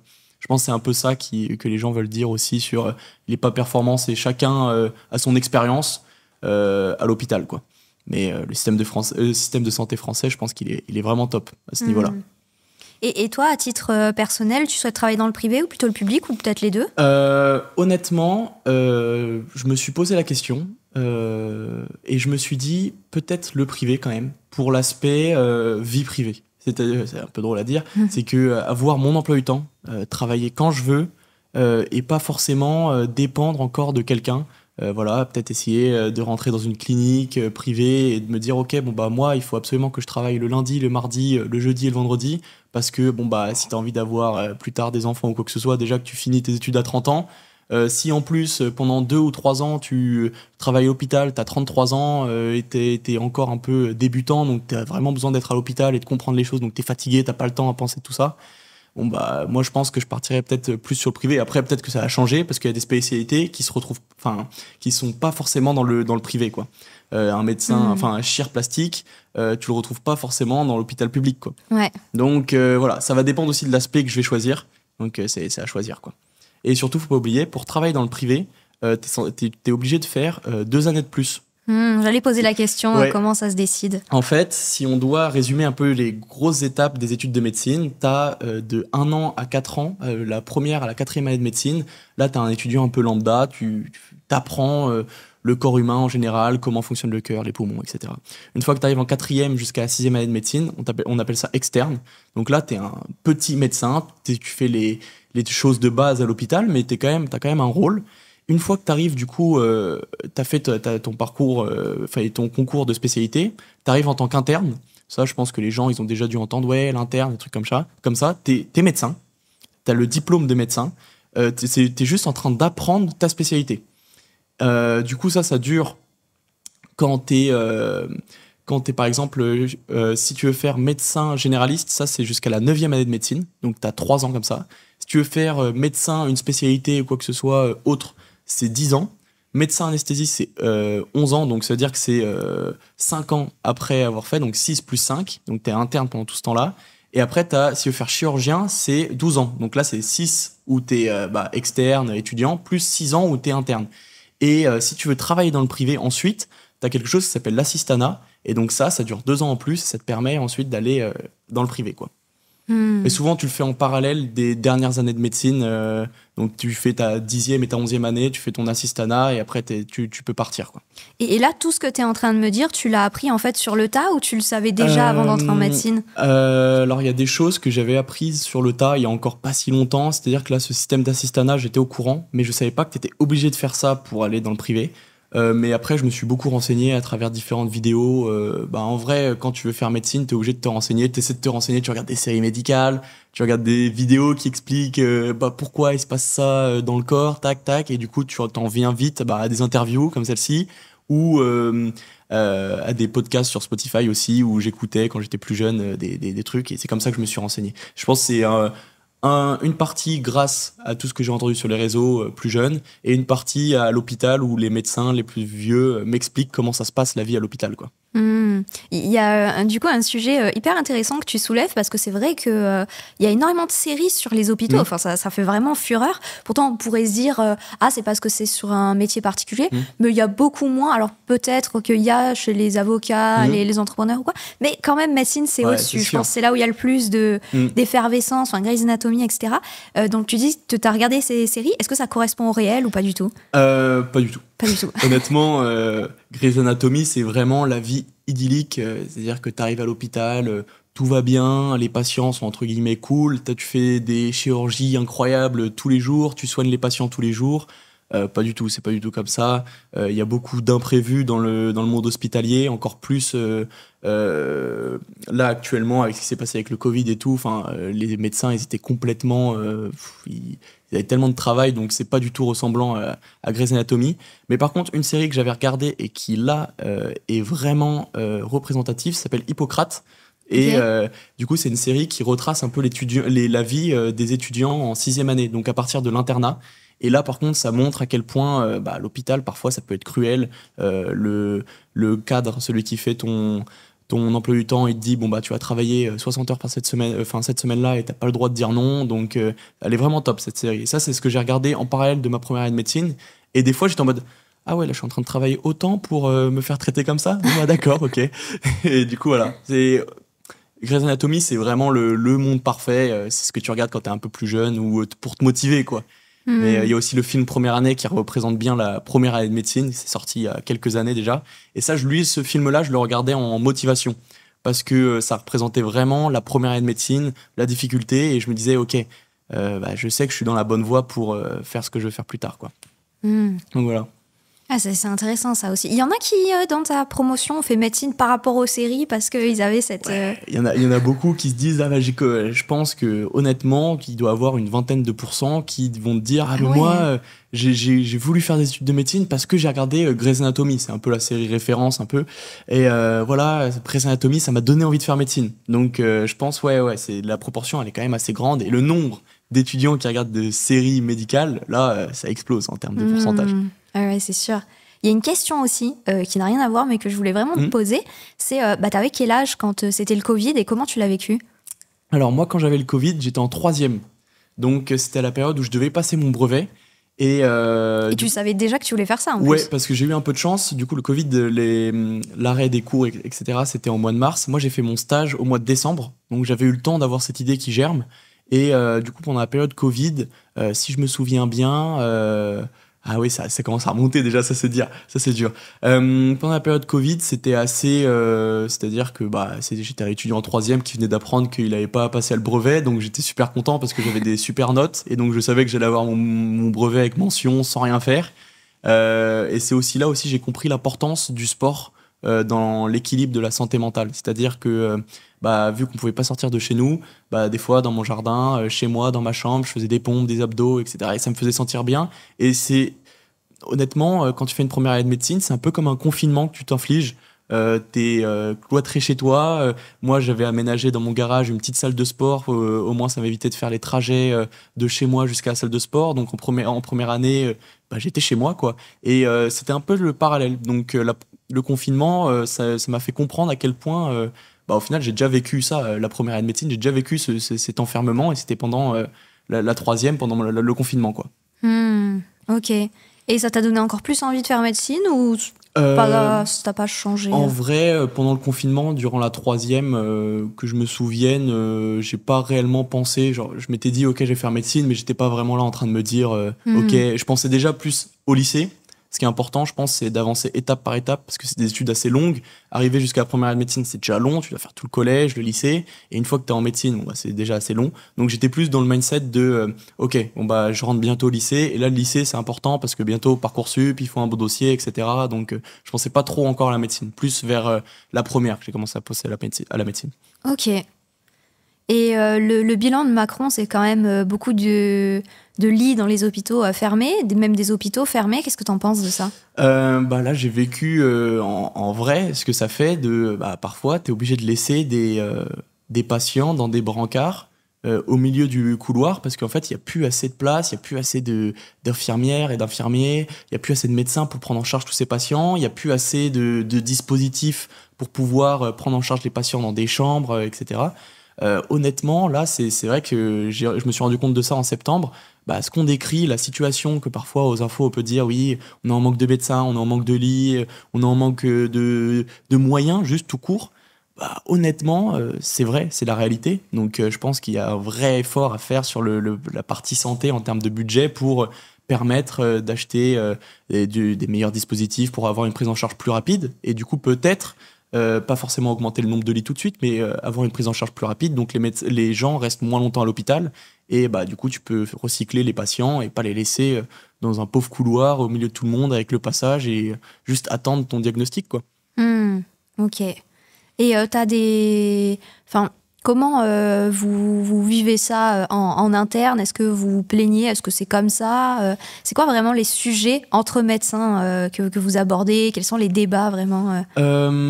Bon, là, si je reprends un peu la deuxième année de médecine avec mes potes, honnêtement, nos discussions, on n'a pas l'impression qu'on est en médecine, on est des vrais bébés. Honnêtement, justement, on fait des études tellement compliquées que quand on parle entre nous, on essaie d'éviter un maximum de parler de médecine.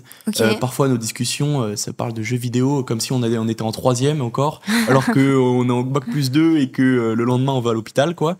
Mais en tout cas, d'un côté, là, si je prends sur mon point de vue, ce qu'on discute entre étudiants en médecine, c'est les trucs vraiment basiques de la vie, on se fait rigoler avec des blagues à 2 balles, etc. Et par contre, une fois que tu commences à avoir un petit peu plus d'expérience et un petit peu plus vieux, je me souviens quand j'étais en première et terminale, il y avait les internes qui faisaient des grèves pour leur salaire, pour une augmentation de salaire. Moi, je sais que c'est quelque chose qui est vraiment important pour les étudiants parce qu'il y a souvent des grèves, que ce soit dans Paris et tout. Les étudiants vont tout simplement pas en stage. Et il faut pas oublier qu'en fait, sans les étudiants, l'hôpital ne tourne pas. Sans avoir des internes, etc., il y a des fois, il y a des services qui tournent qu'avec des étudiants presque. Avec 1 ou 2 médecins pour les encadrer, mais sans eux, l'hôpital ne marche pas, quoi. Donc, les discussions, par contre, avec des médecins des étudiants un peu plus âgés, c'est... Punaise, c'est pas possible de se faire exploiter à ce point-là parce qu'il y a des études qui étaient sorties. Quand t'es interne, je crois que l'État se fait environ 350 000 euros de bénéfices. Et quand t'es externe, se fait environ plus de 250 000 euros parce qu'ils te payent que 1,50 € et pas au taux, par exemple, du SMIC, quoi. Et du coup, ça, c'est un vrai enjeu, je pense, qu'on va avoir déjà depuis quelques années, je dirais 10-20 ans. Et c'est un truc qu'on va essayer de faire bouger, quoi. En plus, c'est un vrai sujet parce que beaucoup de personnes se plaignent de l'inégalité en médecine. Enfin, il peut y en avoir dans d'autres études prestigieuses, mais ils disent c'est essentiellement des étudiants qui viennent quand même de milieux aisés, parce que sinon, c'est pas possible. Et on pourrait dire, ils font comme les autres étudiants, mais c'est vrai que ça dure quand même plus longtemps. Donc, forcément, ça rajoute de la pression. Est-ce qu'il y en a dans ta promotion qui vivent ça? En plus, c'est pas des études où tu peux prendre des petits boulots, ou alors c'est quand même très dur. C'est compliqué, oui. Qu'est-ce que tu en penses de ça? Est-ce que c'est vraiment la filière la plus inégalitaire, selon toi? Si je réfléchis un petit peu, je pense que dans tous les cas, les études supérieures, c'est inégalitaire, en vrai. Si on reprend, parce que du coup, j'ai fait ma première année de médecine en parallèle d'une licence 1, donc ça veut dire que j'étais avec des étudiants en licence et pas forcément en médecine parfois, pendant quelques heures durant la semaine.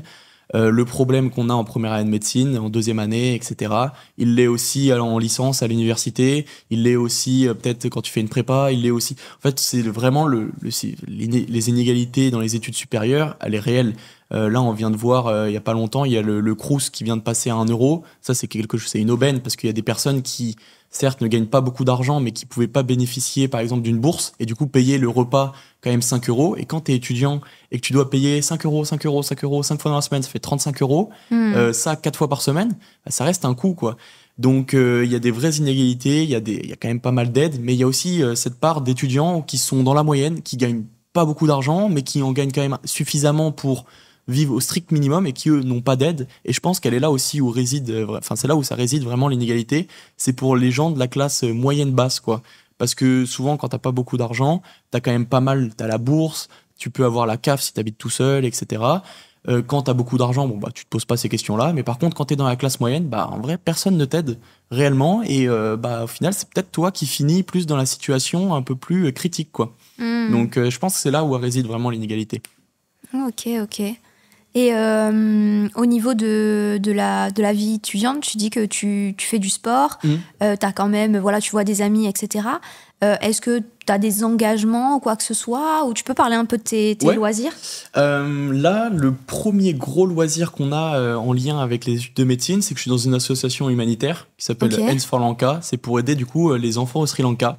On mène différentes actions durant l'année pour récolter des fonds pour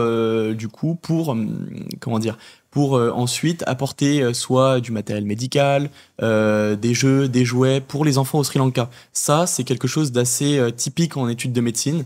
Là, si je prends l'exemple de ma fac, il y a 12 associations humanitaires qui aident différents pays dans le monde, que ça soit le Vietnam, il y a quoi d'autre, il y a pas mal de pays africains aussi. Et du coup, ça, c'est un engagement que j'ai tout au long de l'année. Du coup, pendant mes études de médecine, pendant la deuxième année, de septembre jusqu'à jusqu'à Noël, j'emballais des papiers cadeaux à Nature et Découverte, là, à côté, pour récolter un maximum de fonds. Je crois qu'on a récolté environ 4 000 euros. Et on faisait des roulements de 5 heures. Je crois que je faisais environ 20 heures par semaine. Et du coup, ça, c'est la principale chose que j'ai faite. Là, ça c'est fini. Du coup, là, on fait des goûters au sein de la fac. Donc ça, c'est vraiment ce qui me prend le plus de temps en termes de loisirs jusqu'à maintenant. Là, ça va me prendre un petit peu moins de temps. Et sinon, à côté, je fais quand même pas mal de sport, de la musculation. Je vais courir. Il y a aussi pas mal d'associations de sport dans la fac. Ça, ce qui est trop bien, c'est qu'une fois arrivé en deuxième année de médecine, tu découvres la vie étudiante. Il y a des associations pour tout et n'importe quoi, que ça soit pour payer ton café moins cher, pour aller faire du sport, pour aider les étudiants en première année de médecine. Donc ça, c'est vraiment trop cool. Moi, mon engagement premier, c'est du coup mon association Hands for Lanka. À côté, je fais quand même beaucoup de sport et il y a aussi la vie sur les réseaux qui prend quand même pas mal de temps. On fait des différentes rencontres à travers la France. Là, je pars dans pas longtemps à Bordeaux pour aller rencontrer 5 étudiants aussi en médecine qui sont en 6e année. On avait fait ça au mois de septembre et ça avait trop bien marché. Donc voilà. Et ils sont aussi sur les réseaux? Ouais, ils sont aussi sur les réseaux. Exactement, et du coup on s'était vu déjà grâce au réseau au mois de septembre, on s'était tous retrouvés dans un Airbnb pour produire du contenu, et là on refait la même chose milieu février. Ok, donc finalement la première année, c'est dur, mais en fait après ça vous rend peut-être encore plus solidaire, non? C'est vraiment la vie après la première année, elle est top. Parce qu'en fait la première année c'est un bizutage structurel en fait. Ouais, exactement. Honnêtement, c'est ton bizutage sur tu veux faire ces études là, ok, va falloir que tu fasses tout ça et tous ces sacrifices pour y arriver. Donc voilà. Et par rapport au vrai bizutage, c'est une expérience que tu as faite, tu t'es fait bisuter, tu as bisuté? Alors, en termes de bizutage, c'est pas du tout comme on le pense, Okay. c'est super tranquille. Déjà, il y a toute cette notion de consentement, si oui ou non tu as envie de faire ce qu'on te demande. Si t'as pas envie de faire, tu fais pas. Il y a pas tous les clichés qu'on peut avoir. Honnêtement, le truc le pire qu'on puisse avoir, c'est avoir de la farine et des œufs sur ta tête, tu vois, quand tu vas en soirée. Franchement, en termes de bizutage, je parle pas peut-être qu'il y a 30 ou 40 ans, c'était vraiment dur. Là, maintenant, il y a beaucoup de restrictions et c'est pas tant un problème parce qu'il y a beaucoup d'étudiants aussi qui viennent me voir. Oui, mais j'ai pas envie de me faire bisuter, j'ai pas envie de. Enfin, t'as pas envie, bah y a pas de souci, tu dis non et c'est pas pour autant que tu vas pas t'intégrer à la vie étudiante. Pareil pour les soirées, si t'as pas envie d'en faire, bah t'en fais pas et tu vas totalement vivre une vie étudiante normale, quoi. Donc ouais, le bisutage, ça c'est vraiment un cliché sur les études de médecine. Il se passe pas tant de choses qu'on le pense, quoi. Ok. Les élèves ont demandé aussi quelles étaient tout simplement les meilleures universités de médecine. Si tu es objectif, est-ce que tu as un classement? Je réfléchis un petit peu. En vrai, le classement reste quand même assez difficile. Sans vouloir faire la pub pour ma faculté, mais si on reprend les termes, là, il y a eu un classement des meilleures universités dans le monde. Comment c'est classé? Ça, je crois que c'est par rapport au nombre d'étudiants qui ont réussi à avoir le master, le nombre d'étudiants qui ont réussi à avoir un doctorat, le nombre d'étudiants qui ont réussi à faire une thèse, le nombre de réussi, le pourcentage de réussite, Ok. comment les étudiants vivent les études. Et la fac de Paris-Saclay, elle s'est classée, je crois, 12e environ sur le classement, je sais plus, mondial des meilleures facultés. Bon, bah, moi, je suis à la faculté de Paris-Saclay là, actuellement. Donc, est-ce que ça en fait la meilleure faculté? Je sais pas, parce que honnêtement, il y a plein de facteurs qui rentrent en compte. Vu que chaque faculté est différente, c'est un peu compliqué de se dire. Je pense qu'on pourrait plus raisonner en termes de pourcentage de chance d'aller en deuxième année de médecine. Il y a peut-être des facs, au lieu que ça soit 14% de chance d'aller en deuxième année de médecine, bah, ça va peut-être être 19. Donc c'est peut-être ça qu'il faut faire attention. Regarder surtout ce qui est important en fait avec les études, c'est se renseigner, surtout en médecine, se renseigner sur les modalités, se renseigner sur combien de personnes qui sont prises en deuxième année, combien de personnes rentrent, commencent la première année, combien de personnes en sortent. Enfin, ça c'est important. Il n'y a pas vraiment de la meilleure fac de médecine. Justement, ça c'est un peu un jeu quand tu arrives en deuxième année, c'est que tu dois prouver que c'est ta fac la meilleure et sur les réseaux il y a souvent des petites rivalités et tout. Et c'est assez marrant. Comment tu l'as choisi, toi, ton université? Je l'ai choisi de base pour la proximité, parce que moi, de base, je voulais aller à la Sorbonne. C'est ce que je m'étais dit, parce que c'est une fac parisienne, intramuros, donc c'est trop bien, la vie parisienne, etc. Après, je me suis renseigné sur les modalités de concours. J'ai vu qu'il y avait des petites choses qui me plaisaient pas en termes de matière, que ce soit en physique, etc. Et ensuite, je l'ai choisi aussi par rapport au pourcentage de personnes qui allaient en deuxième année de médecine. Comme je t'ai dit, j'ai fait un petit choix stratégique d'aller en LAS. Vu que c'était 50% de personnes qui allaient en passe et 50% qui allaient en LAS, je me suis dit, bon, bah, si je vais en LAS 1, j'ai plus de chances, donc je vais en LAS 1. Et alors qu'à la Sorbonne, en ce moment, c'est encore 70%, 30%. 70% de passe, 30% de LAS. Alors que normalement, dans les termes, depuis 2020, c'est censé être 50-50, mais il y a des facs qui ont du mal à l'appliquer. Donc c'est comme ça que j'ai choisi, moi, la faculté. Ok. Et j'ai une question que je pense beaucoup d'étudiants en médecine se posent, même avant de se lancer. Est-ce que tu as envisagé que tu échoues complètement? Ouais, c'est sûr que c'est compliqué. Pendant la première année de médecine, en tout cas pour ma part, c'était médecine ou rien. Donc je regardais mes parents, parfois je disais punaise, mais là j'ai pas réussi à faire ce truc, j'ai eu telle note, qu'est-ce que je vais faire de ma vie en fait? Et t'avais aucune idée? Aucune idée et surtout aucune envie de faire un autre métier. Okay. Honnêtement, ça m'intéressait pas d'aller faire une licence de biologie, parce qu'en parallèle j'étais en licence de biologie, ça m'intéressait pas. J'allais faire des TP dans des labos, ça m'intéressait pas d'être dans des labos. Donc je m'étais juste mis dans ma tête, c'est médecine ou rien. S'il me faut 3 ans pour aller en première année de médecine, je prendrai ces 3 ans, il n'y a pas de souci. J'étais prêt à sacrifier vraiment beaucoup de temps pour passer en deuxième année de médecine. Et il y a des gens avec moi en promo de deuxième année, ils ont 33 ans. Ok. Ouais, il y a pas mal de personnes qui ont... c'est-à-dire que là, la promo de deuxième année de médecine, c'est ceux qui sont en 2005. Mais la plupart des personnes, c'est des 2004, parce qu'il y a la possibilité de redoubler et du coup d'aller en deuxième année de médecine. Donc les maths 2005 sont pas majoritaires. Et il y a aussi la possibilité de faire des passerelles. Donc par exemple, si tu as fait un doctorat en pharmacie, je sais, donc bac plus 6, tu as la possibilité de passer une passerelle avec un jury qui va estimer ton dossier, s'il est favorable ou non. Et du coup, tu atterris en deuxième année. Pareil pour il y en a qui ont fait des prépas plus école de commerce. Et après, tu as des passerelles qui te permettent d'aller en deuxième année. Du coup, il y a pas mal de gens qui ont sacrifié leur vie professionnelle, entre guillemets, parce qu'ils gagnaient très bien leur vie en étant ingénieur dans je sais pas quoi. Et ils se disent, bah non, en fait, ce que je veux faire, c'est médecin. Bon, bah ok, certes, j'ai 33 ans, bon, bah je reprends mes études pour 10 ans et c'est parti, quoi. Ok. Et j'ai une dernière question parce que je pense que cette thématique intéresse vraiment les élèves et tu en as déjà un petit peu parlé par rapport à tes méthodes de travail.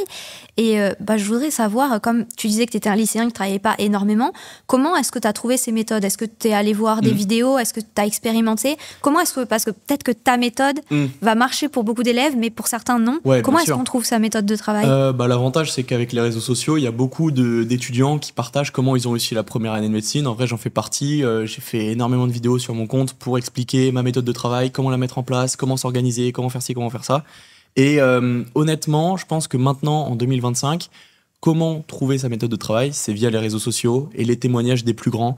Faut pas hésiter à aller voir les deuxièmes années de médecine. Ils mangent pas. Ouais, excuse-moi, comment t'as fait à telle période de l'année pour travailler parce que moi je suis complètement fatigué, j'en peux plus. Bon bah ok, fais ça, fais ci.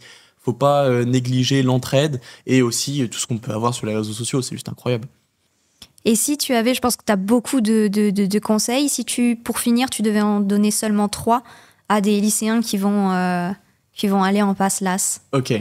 Je dirais que le premier, c'est pas de se mettre la pression dès le lycée. Je reçois énormément de messages des personnes qui me disent oui, mais est-ce que je dois commencer à prendre de l'avance sur le programme? Est-ce que pendant les vacances d'été, dès le mois de juin, après le bac, je dois commencer à travailler? Non. Honnêtement, concentrez-vous sur le programme du lycée.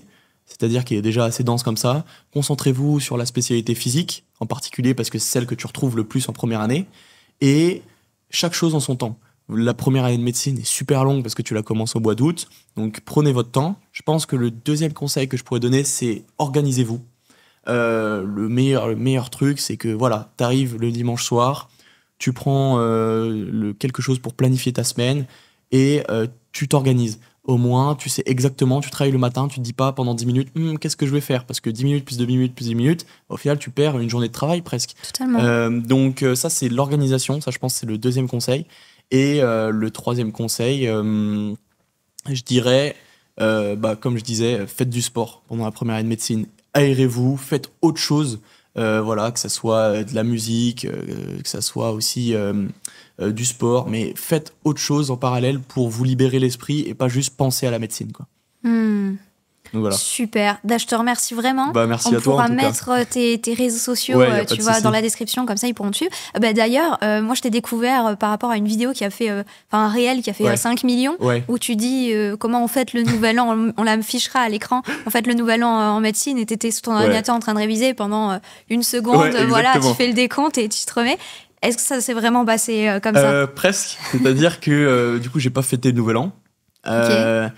Je me souviens, j'ai fait juste le dîner avec mes parents le soir. C'est-à-dire que j'ai travaillé jusqu'à 21h. J'étais même pas habillé, j'étais en jogging. Je vais manger avec mes parents. Tu vois, tu dis bonjour à la famille, etc. Tu repars travailler un petit peu et arrivé minuit, tu vas faire un peu la fête. Tu étais avec eux en bas, tu dis bonne année. Et à minuit 30, t'es en train de dormir parce qu'il te faut tes 8 heures de sommeil, quoi. Donc ça, moi, c'est comme ça que je l'ai vécu. Je sais qu'après, il y a beaucoup d'étudiants qui le vivent d'une façon où, ok, c'est la soirée de l'année où je me permets d'arrêter de travailler. Moi, j'avais pas ce besoin de faire la fête. J'étais pas quelqu'un de fêtard avant la deuxième année de médecine. Donc honnêtement, je m'étais dit, ok, c'est une soirée comme une autre, quoi. Et c'est vrai ou faux que les soirées de médecine, c'est les pires? C'est pas les. Moi, je dirais que c'est les meilleurs parce que c'est là où t'as le plus d'ambiance. Ce qui est cool, mais justement, est-ce que c'est là où on fait le plus la fête et où ça va le plus loin? La deuxième année de médecine, elle est quand même assez sportive en termes de soirée. Honnêtement, c'est là où tu vas rencontrer pas mal de monde, tu fais plein de rencontres. Honnêtement, les soirées médecine sont trop cool parce que tu parles avec tout le monde.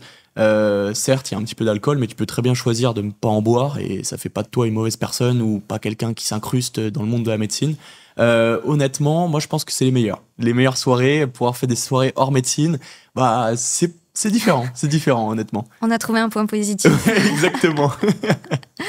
Non, mais c'était super intéressant. Moi, j'y connaissais rien du tout. Et ça, déjà, là, je pense que j'ai pris plus ma courbe de connaissances. C'était le but, alors. Et du coup, je pense que ça va intéresser énormément d'élèves. D'ailleurs, dites-moi, parmi les questions que j'ai posées, est-ce qu'il y en a d'autres que je suis complètement passée à côté et vous vouliez la réponse, vous l'aurez posée à ma place. Ça peut être super intéressant. Voire même si on veut faire un épisode 2. Ouais, pourquoi pas. Ça pourrait être intéressant. Et s'il y a des thématiques qui vous ont plu que d'autres, quand on a évoqué certains sujets, pareil, dites-le nous, comme ça on pourra les approfondir la prochaine fois. Merci beaucoup en tout cas. Merci à toi, c'était super intéressant.